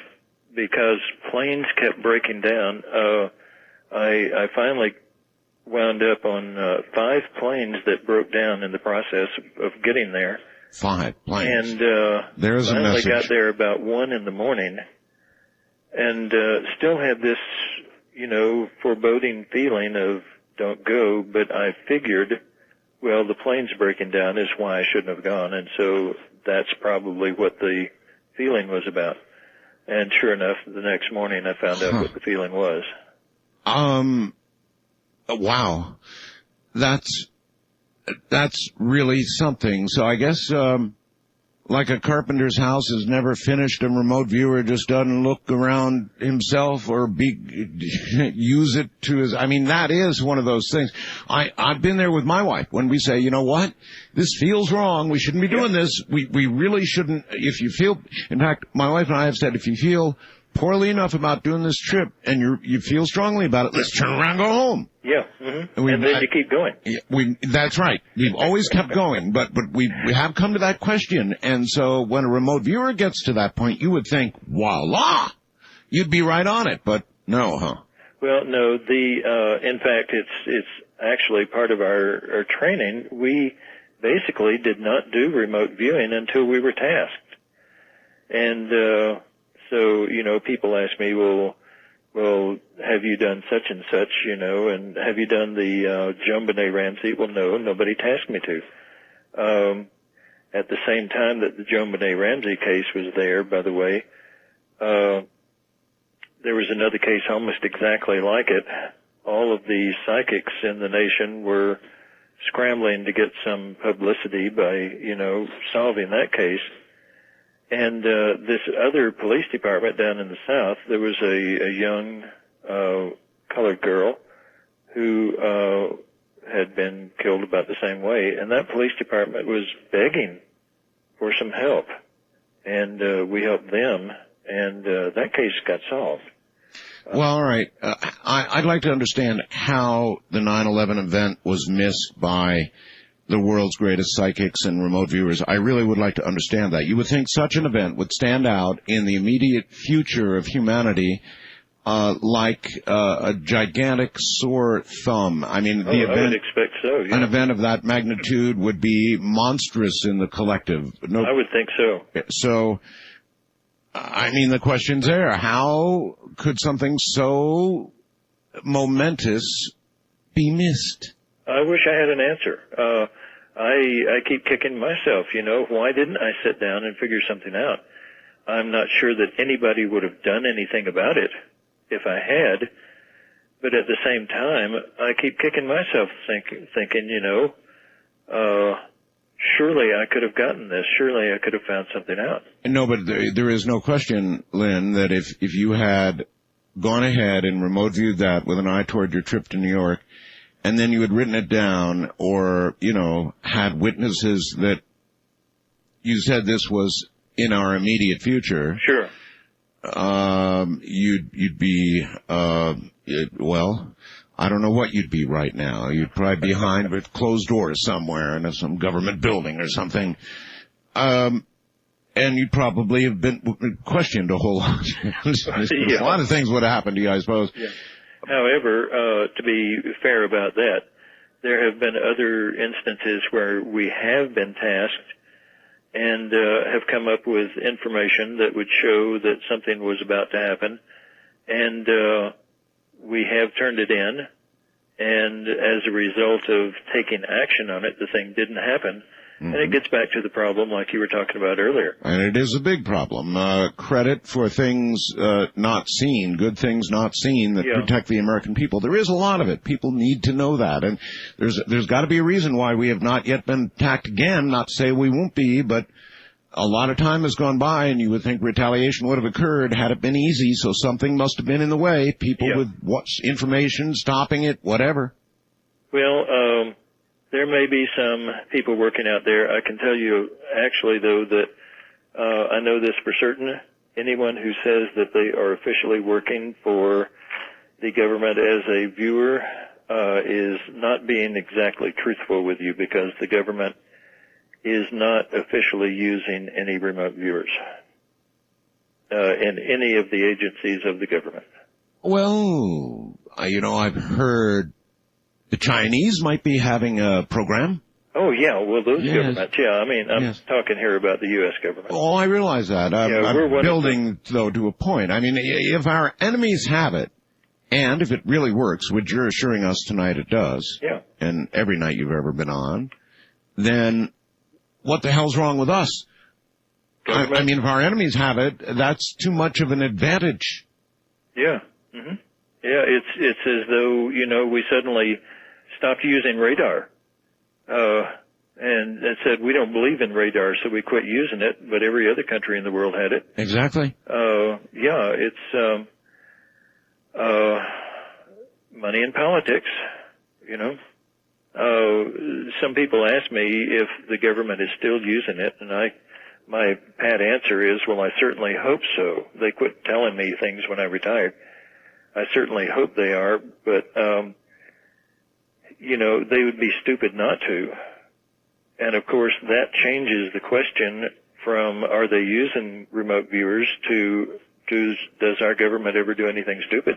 Has it occurred to you that perhaps one reason our government might not be using remote viewers, this might not be a commonly considered reason, would be that in tasking the remote viewers, you would have to give them enough basic information so you might be able to discern some of our government's biggest secrets, because what they would task you with would involve their biggest secrets.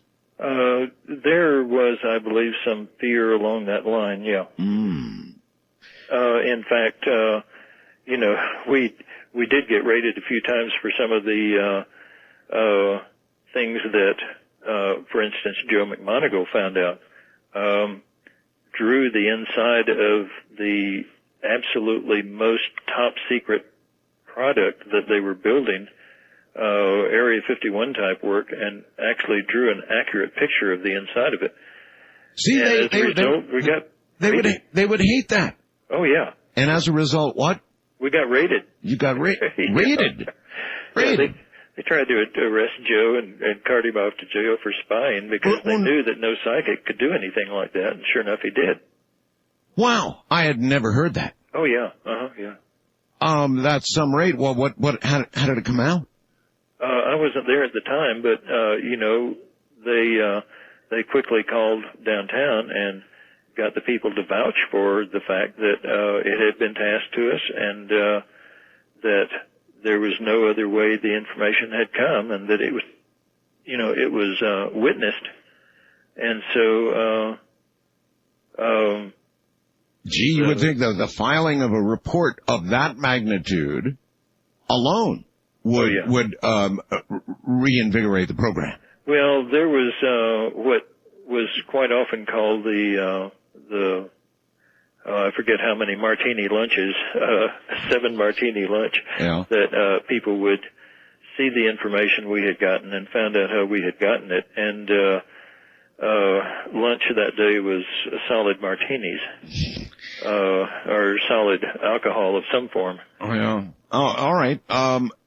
Look, Mars is big-time news right now. We've got the rover down. We're getting these photographs back. There is wild... by the way, on that, let me congratulate you for being sane and cautious here.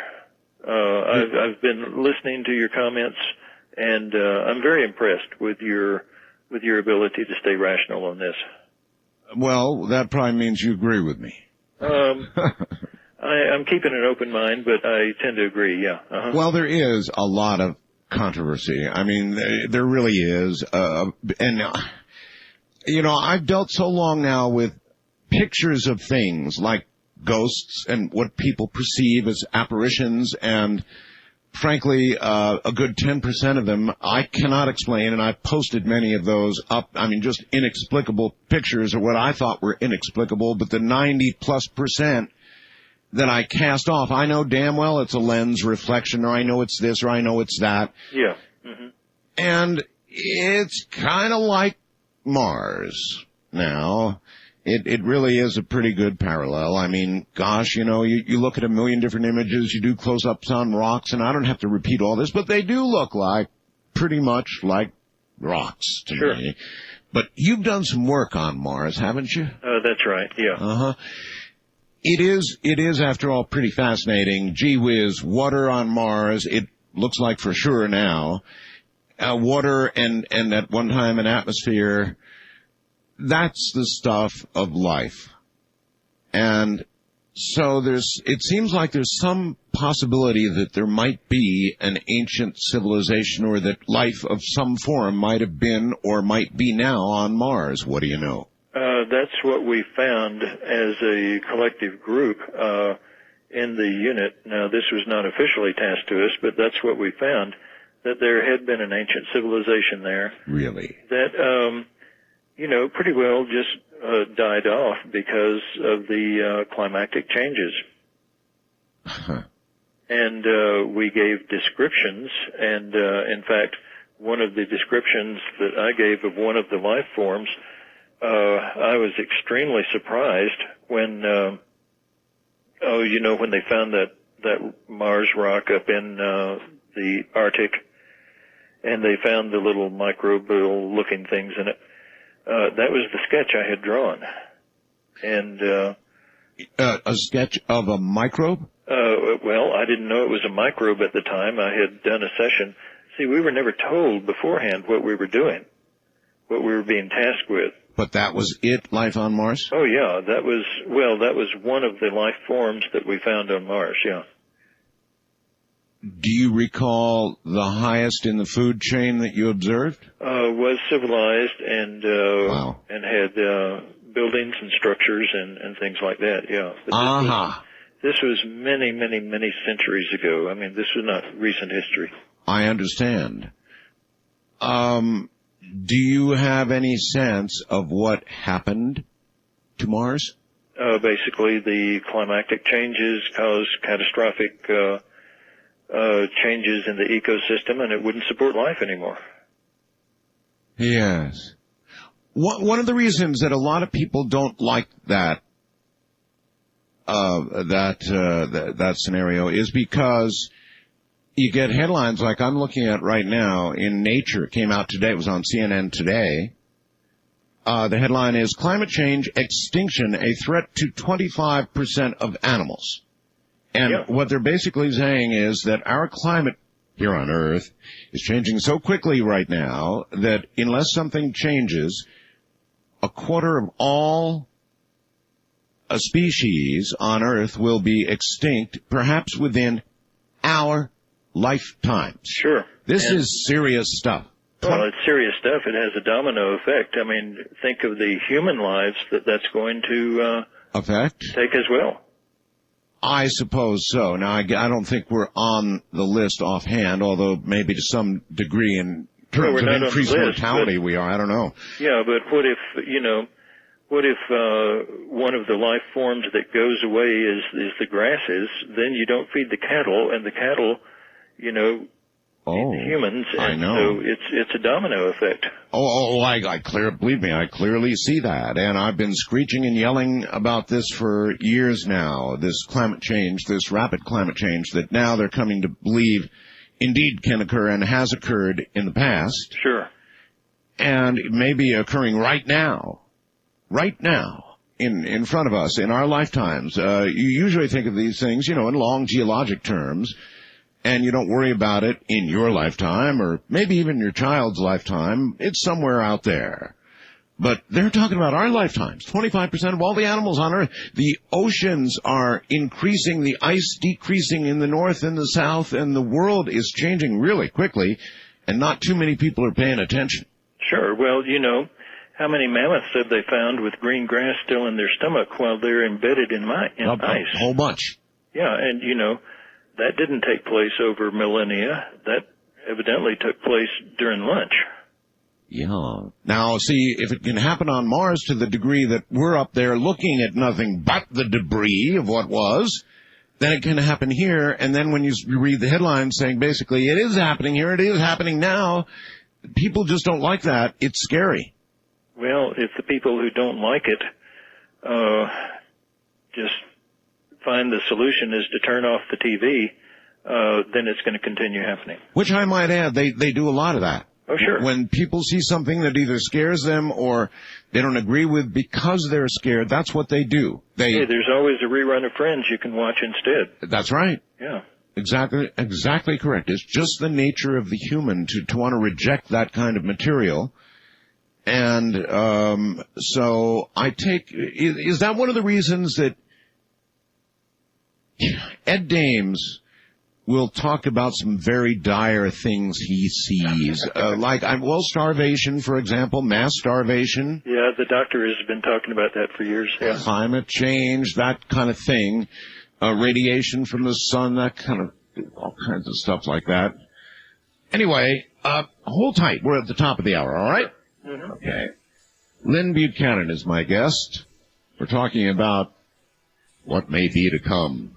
Those are the relevant phone numbers, and shortly we're going to begin taking calls for Lyn Buchanan. So if you have a question about remote viewing, some of the cool stuff you've heard about tonight, some of this has been actually very new stuff, then you get on the phone and I'll connect you with Lyn shortly. Just a a little word here. I was holding this. I was thinking tomorrow night, I'll hit it tomorrow night too. But this is so non-trivial, something they usually don't release on a Saturday. But sure enough, it came out in Nature and hit the news everywhere, CNN, everything else. The headline, Climate Change Extinction, a threat to 25% of animals. A quarter of land animals and plants, 25% could be driven to extinction by another 50 years of global warming, scientists said today. The stark warning follows a major study into the likely effects of greenhouse gas emissions on 6 biodiversity-rich regions around the world. It found that by 2050, even a medium level of climate change threatened to wipe 1 million species off the face of the planet. Between 15 and 37% of species could eventually become extinct, the research found. Averaging out the findings resulted in the predicted disappearance of a quarter of land, animals, and plant species. Higher levels of global warming led to a third of species becoming extinct.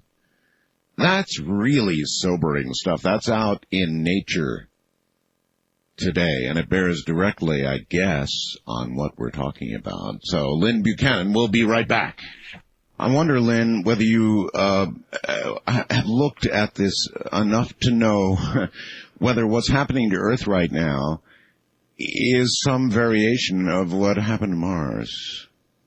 I don't believe it is. I think that was more of a natural thing. But we really didn't look into causes to find that out. And well, I mean, it's such the atmosphere was virtually stripped away. The water, such as it was above the planet, if it's there, is still there, is below the planet, or whatever. I mean, that's extremely radical, and there's no large life walking around anymore. So something pretty traumatic had to have happened, I guess. It could have been the same thing that happened, when they think the planet Venus is what stopped the Earth's rotation that one day in biblical history.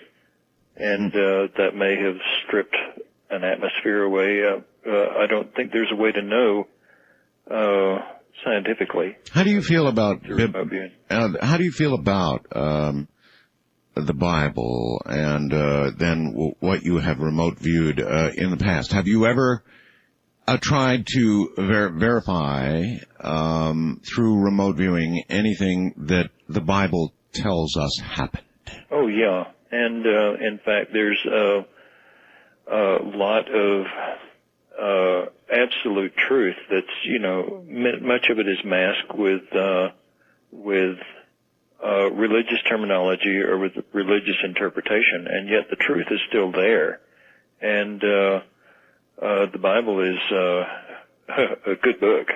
It's a really valuable book and has a lot of information that we need and that we can go by.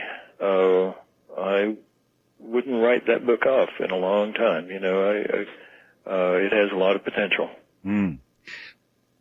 I've had some reason to speculate on where I'd go in the past if I ever got a chance to travel in time, and my answer has always been the same. To the life of Christ, I would want to go to the time of the life of Christ and verify it for myself. Have you ever ventured forth into such a question? I was given a task one time. I had been doing bad guys and accessing them mentally, doing plans and intentions, and as well as personality assessments, which is a deeper access.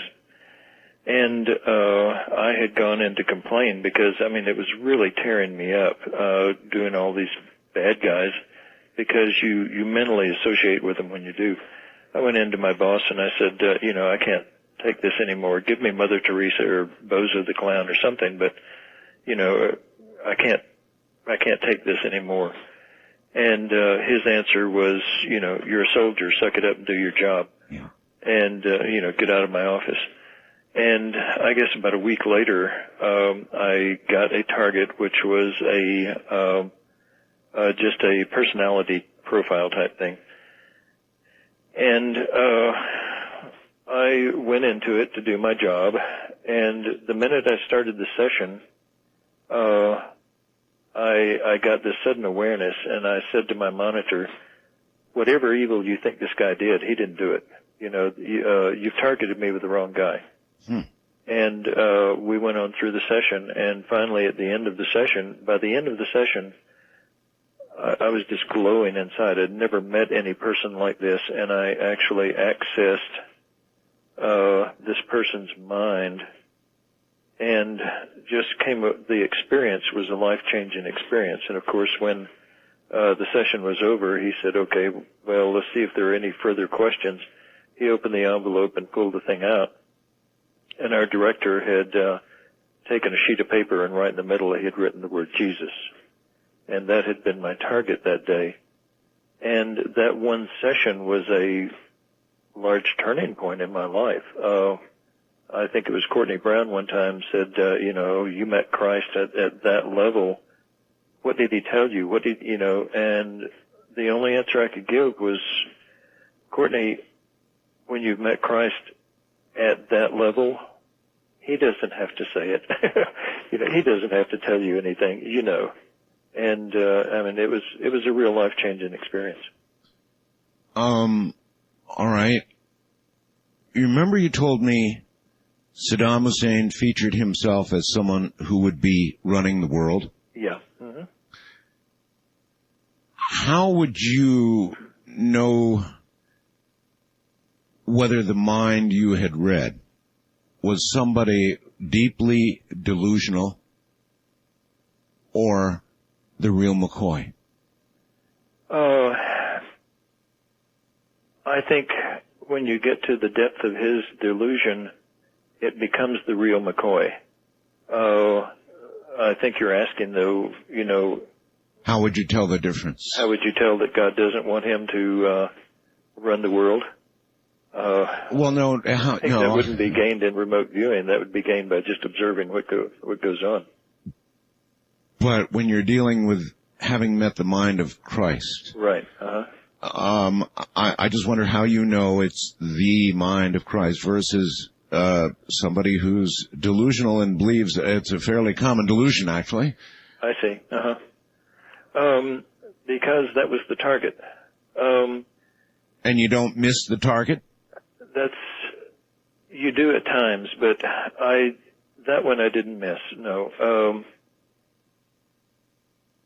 I stress a lot of times the need for training and the need for control and the need for track records and the need for databasing and so on. Yes. I stress it sometimes to the point where people say, oh, well, he's just trying to make a living because he's a remote viewing teacher.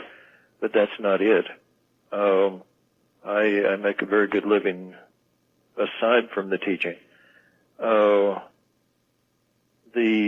The need for training and the need for establishing with hard targets that you can faithfully, as often as humanly possible, hit the target and describe it. Yes.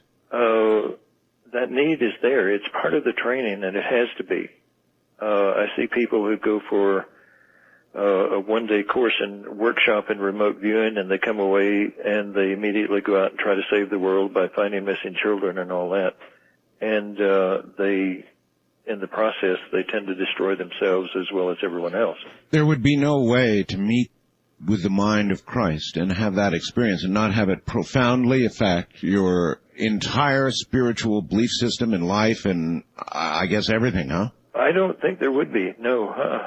And I was not doing a plans and intentions session, which is a deep one where you get the actual thoughts and everything. I was just doing a personality assessment on this, and so it was actually a shallow one, and it affected my entire life from that point on. Profoundly? Profoundly, yes. Ed had an encounter with Lucifer. Well, I suppose you've heard about that one, huh? Yeah, I heard about that one. You, on the other hand, very interesting. Wow. There have been some fearful encounters that you've had, because that's a word you used here, is fearful. Yeah. Mm-hmm. And so how do you handle that? I mean, when you're in a remote viewing session and you encounter something fearful, is it a very palpable kind of fear? Do you fear it as though there were a dangerous animal stalking you, you know, the hair up on the back of your neck, or what? Oh, yeah. And there are degrees of remote viewing, and there are degrees of sight contact which go along with that. If you have what's called the perfect sight contact or the bilocation experience, and you have one of these experiences, then you can, it's extremely real, and you would have the same fear and actually the same trauma as though it happened to you for real. Fortunately, most remote viewing sessions do not go into bilocation, and so you still have that detachment, and you can still realize, well, that's the target. This is me. Is it possible, it is possible, I guess, then, for a remote viewer to actually be in a place? Yes.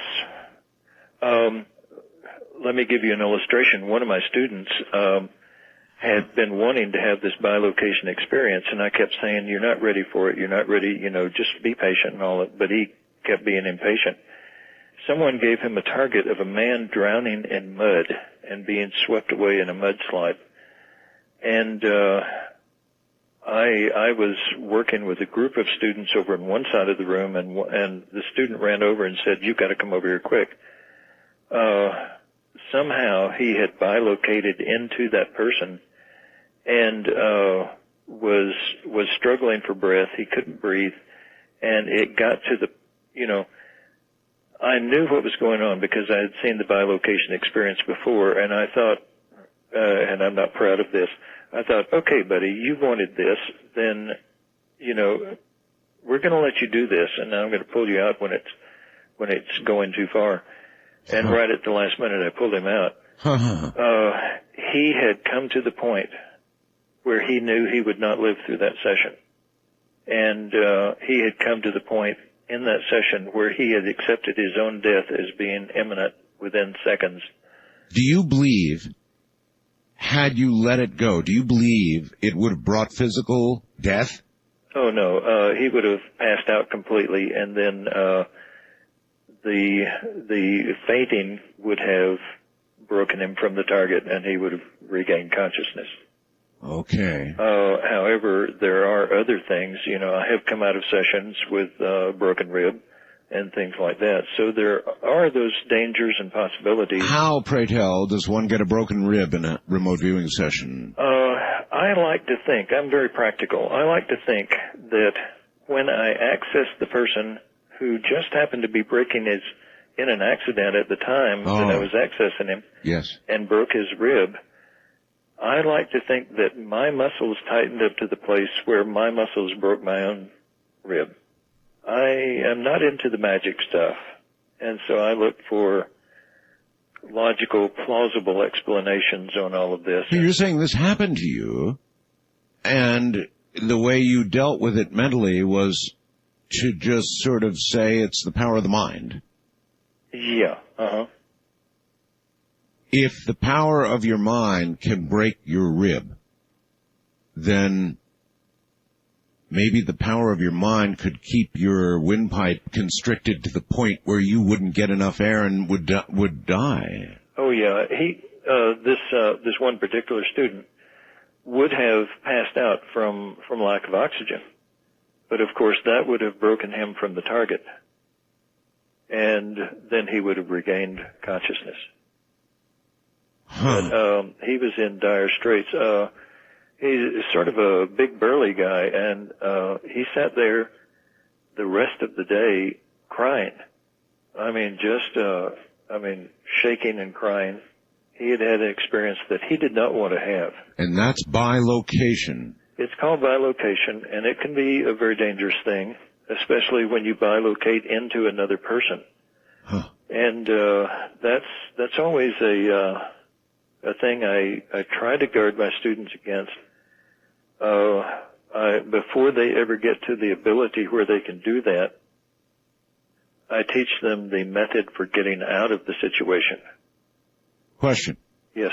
is the by location person aware that they're being possessed? The target person, you mean? Yes. The thing about controlled remote viewing is that if it's done correctly, there is no way the target person would be aware, ever sense you or be aware of you being there. I'm sure that would be the motive in, military applications or whatever, sure. Yeah, that's one of the reasons it was selected. But in such an out-of-control thing as you just talked about. Yeah. Well, this was a beginning student doing the magician's apprentice type thing, trying to, yes. No, sure. But is it possible that under those uncontrolled circumstances, the person, I suppose not in that circumstance, when you're in the middle of dying, you probably wouldn't sense another person there, or maybe you would, I don't know. So is it possible that the person would be aware or could be aware under the right circumstances? Oh, yeah, sure. In fact, one of the things that that I personally would do in the hostage crises, the Lebanese hostage crises, is when we access people to find out their mental and emotional state as well as their physical state, just sort of let them know that there was some comfort there and that someone was with them, someone was sticking with them through it, and give them some comfort. So they might just feel it as a sudden moment of unaccountable, otherwise comfort. Oh, yeah, you can cause that to happen. There are controls to let you cause that to happen, sure. You see, just hearing this raises the hair on the back of my neck, because if you can do that, then there are so many things that, it would be hard to make an ethical argument for most exercises, if not almost all of them in that area. Hold tight. We're at the bottom of the hour. We'll be right back. We are going to the phones. Trust me. It's occurred to me that one of the reasons for the popularity of this program, something I've always wondered about, is the fact that people want there to be more to life than is apparent. They don't want everything explained. They don't want answers to everything. There's got to be some things you wonder about out there, or it would not be nearly so interesting, would it? I really like the Geico commercials, but I think it's because I have a perverted sense of humor, I guess. Lyn Buchanan is my guest, and we really are about to go to the telephone, so stay right where you are. Don't give up hope. I've got a fast blast here from, what a surprise, Anonymous in L.A., California. Sex. Could you ask the question, please, Art? Have Lyn or others ever had sexual experiences while remote viewing? Oh, what the hell? I'm embarrassed to say I have, and it was quite stunning, says Anonymous. So, it's an off-the-wall question, but, why not? Yeah, it's... Oh, no kidding. It's really a valid question, but you can tell her that... this will bring many to the program, Lyn. I might say darn it at this point, but, like I said before, we tended not to get anything we weren't tasked with. Somehow they never saw fit to task us with things like that, Yeah, I know, but if you were making up the list, now knowing, I guess, hearing your laugh, that certainly is indeed possible, wow. Well, yeah, if you have a bilocation experience, it's entirely possible. I don't know how much of it would be the target's experience rather than your own, but 90 in the high 90s, it seems to me, except say for government work where we're spying on our enemies, whoever they might be. It's justified and, morally and ethically and all the rest of it, you can justify it. But you know what? Not much else. Maybe helping find lost children and good stuff like that. Mm-hmm. But an awful lot of what you might do with remote viewing or influencing or bilocating, the ethics. Sure. Boy, the ethics here. Yeah, could you bilocate into the women's shower? Well, of course you could, Yes. And if that's the way you want to spend your time, then I guess you could say, for entertainment purposes only, or well, you could. This will bring many. Well, you can stop right there. I mean, sure. I've never had anybody answer that question before. It's a beaut, and I appreciate it. Yeah, it's actually a very good question. Like I say, there aren't any secrets anymore. Even that, mole that tries to keep being hidden can be seen. All right, let's take some calls. I must. First time caller line, you're on there with Lyn Buchanan. Hello. Hello? Hello. Hey, Mr. Art. This is James. I do a line run from Colton to State Line, Nevada and back every night, and I get a chance to listen to you all right. on the weekends and yes, Mr. Norrie on the weekdays. Yes, sir. I just have a quick question for your guest. I was unfortunately just now able to get in to listen to you because my antenna was broken. I fixed it. Okay.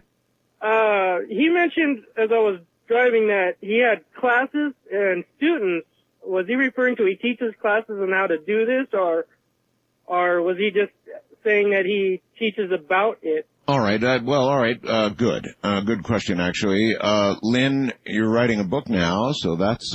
Yeah, I'm working on a second book, and the first one is out already and contains actually quite a bit of the training material in it as a reference section in the back. The answer is yes, I do teach the controlled remote viewing, but I teach the full course. I don't go into it when you sign on. Basically, I sign on to take you all the way from total novice to total master if you're willing to go there. Idiot to savant. Absolutely. And it's a lot of work. We go into it at very great depth. How long? How long is it? The training class for the basic is 3 days, but then I send you home with exercises, targets. We keep in touch. We set you up on the database, and we database your work from there on out. You can come back for the basic course as many times as you want to at no cost after that for a refresher. It's like repeating the 5th grade, though. Actually, no. There's a lot of material, and I haven't had anybody. Well, I've had a lot of people who've come 7, 8, 9 times. Yeah, I was going to say, though, going all the way. Oh, yeah. Going all the way through. Yes. Plan to spend at least a year on it, and that's if you work hard at it. If you make it your secondary thing, and don't work hard at it, don't practice like you should, plan to spend at least 3 years on it. This is serious work. It's very serious work, yeah. And we have a graduated program where we teach you the basics first. We hope that you get the basics integrated into your system. People always want to know this. How much? How much money? $1,000 for each level of the course. $1,000 for each level. That's right. And I figure at that I'm making about $1.98 an hour because I'm spending generally around an average of around 300 hours after the class with each student. And so, the 3 days of training is just the beginning 3 days where we teach you what to do from there on out. When certain things start happening in your sessions, those become mileposts that tell us when you're ready to come back for the intermediate class. Is there anybody who ever approaches you, Lyn, who, how can I be gentle about this? You know that they're not right for this. Does that happen? Yeah, absolutely. It does. And how do you handle that?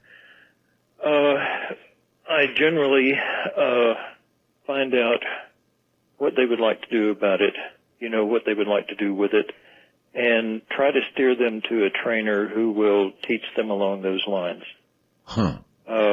If they just want it shallow, then I keep up pretty well with the training that's going on out there. By the way, speaking of shallow, Lyn, one of the influencing things, main things that can be proven is influencing computers. Yes? Yeah. All right. Well, you know, these machines in Las Vegas over the hill from me, even the ones here in town, for that matter, they've got them here. They're nothing but computers. Yeah. And, well, I'm not shallow how, but, you know, I do see the possibilities there, and their financial possibilities, and could a person, boy, they're going to love to hear this downtown. I happened to mention a while ago that I'm not in strong need of money, you know, that I'm not depending on my training but if to get it. Yes, but if I go to the money store every now and then. The money store? Otherwise known as Las Vegas. Oh, you do? Sure. I see nothing wrong with it. I mean, it provides a good living for my family, and sure, why not? Oh. So then, they're really going to love this in town? I'm telling you. So you're telling me a person could stand in front of, let's say, a machine?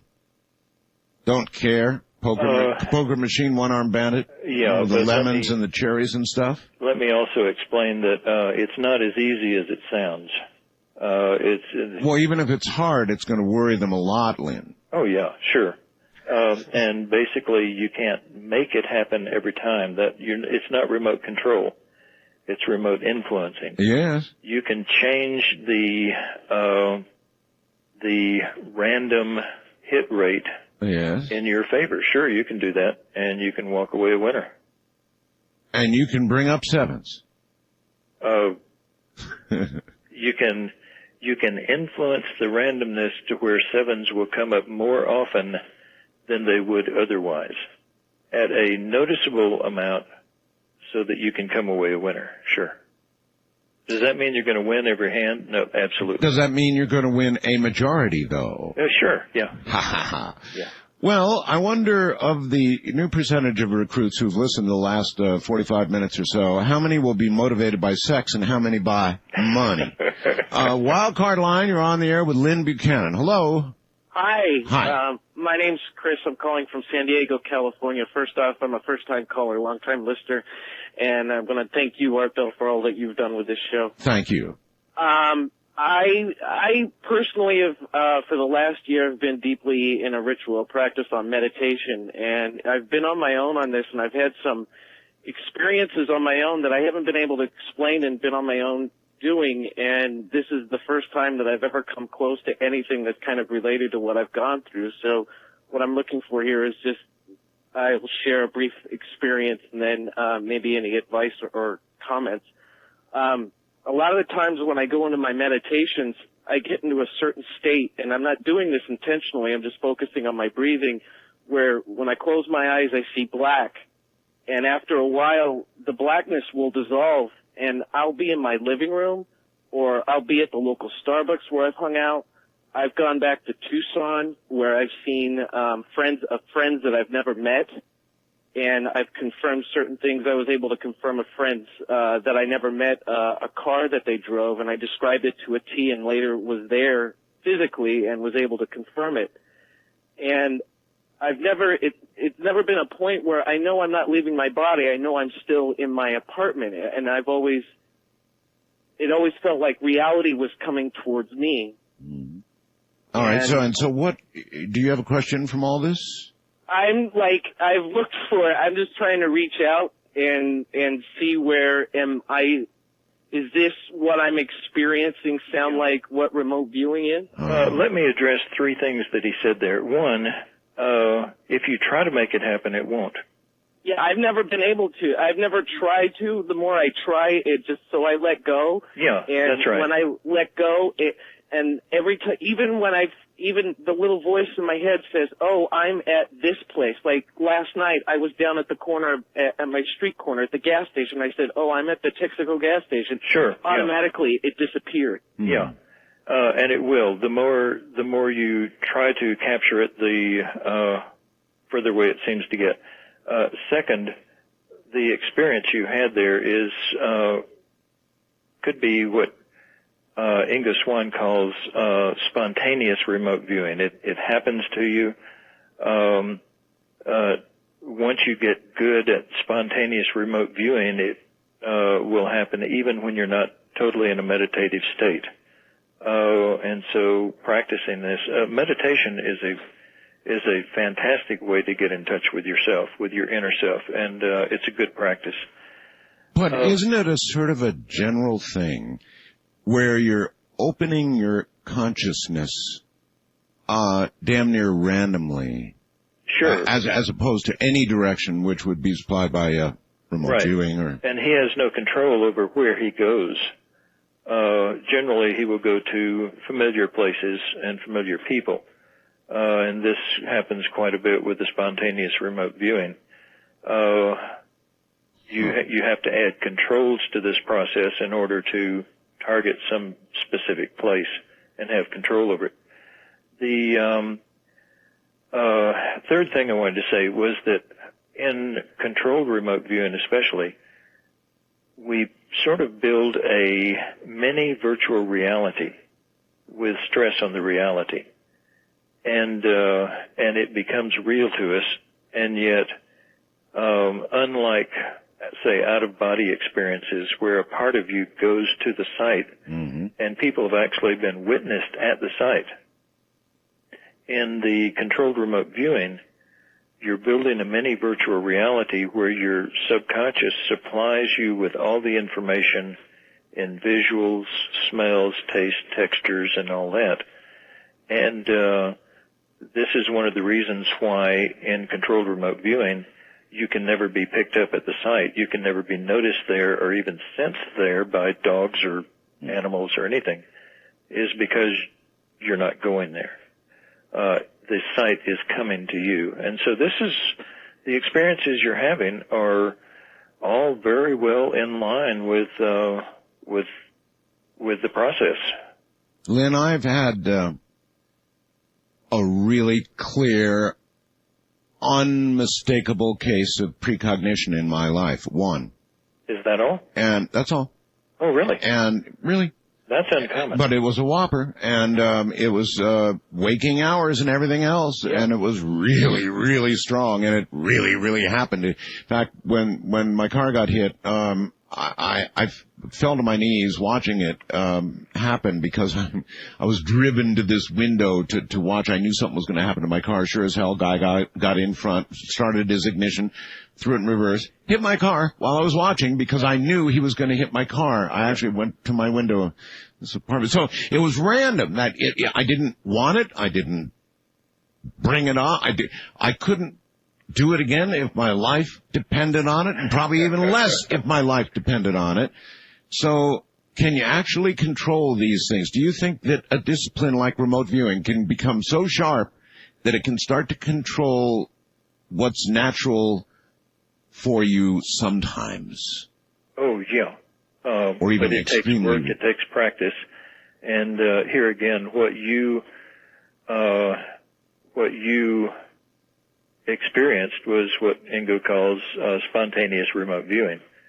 And you know, it's just another name for precognition. You were basically, your mind was giving you information about something 1 minute in the future. Boy, was it ever. It was like ocean waves washing over me. Someone's going to hit your car. If you're going to hit your car. I went to the window once and nobody was out there, and I said, this is stupid, and went back to watch the evening news, and washed over me again. Same thing, until it was forced me back to the window, and I watched this guy walk down the sidewalk, get in his car, put it in reverse, hit my car. Yeah. Mm-hmm. And I actually fell to my knees. It scared me so badly. Nothing like that's ever happened again. But it really? Sure did happen once. I'm surprised that it never happened again.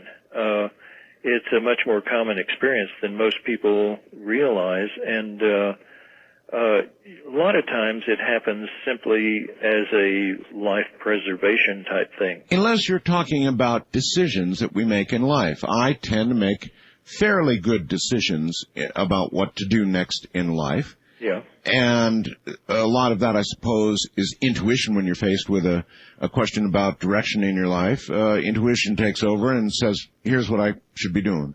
Sure. Listen, your book, The Seventh Sense, exciting, about remote viewing, available generally now, I would assume, all the usual suspected places. That's right. And Amazon. Being a first-time author, Simon & Schuster didn't really push the book, and so it wound up not being on a lot of shelves. And I was talking to Jim Mars one day, and he said, what you do is you advise people that if they have to order the book, order 2 or 3 of them, and then when they come in, say, oh, I only need 1 now, and the other 2 wind up on the shelf. So it can be ordered, and it's probably up on Amazon, right? That's right. It's on Amazon, and That's it's good on our website as well. All right, so either way, we're out of time, Lyn. It was a blast. Thank you very much for having me. Oh, you're a great guest. Thank you, Lyn, and good night. Good night. Thank you. That's it, folks. We are out of time. See you tomorrow night when the saga continues, the saga of all that other stuff in life. From the high desert, I'm Art Bell.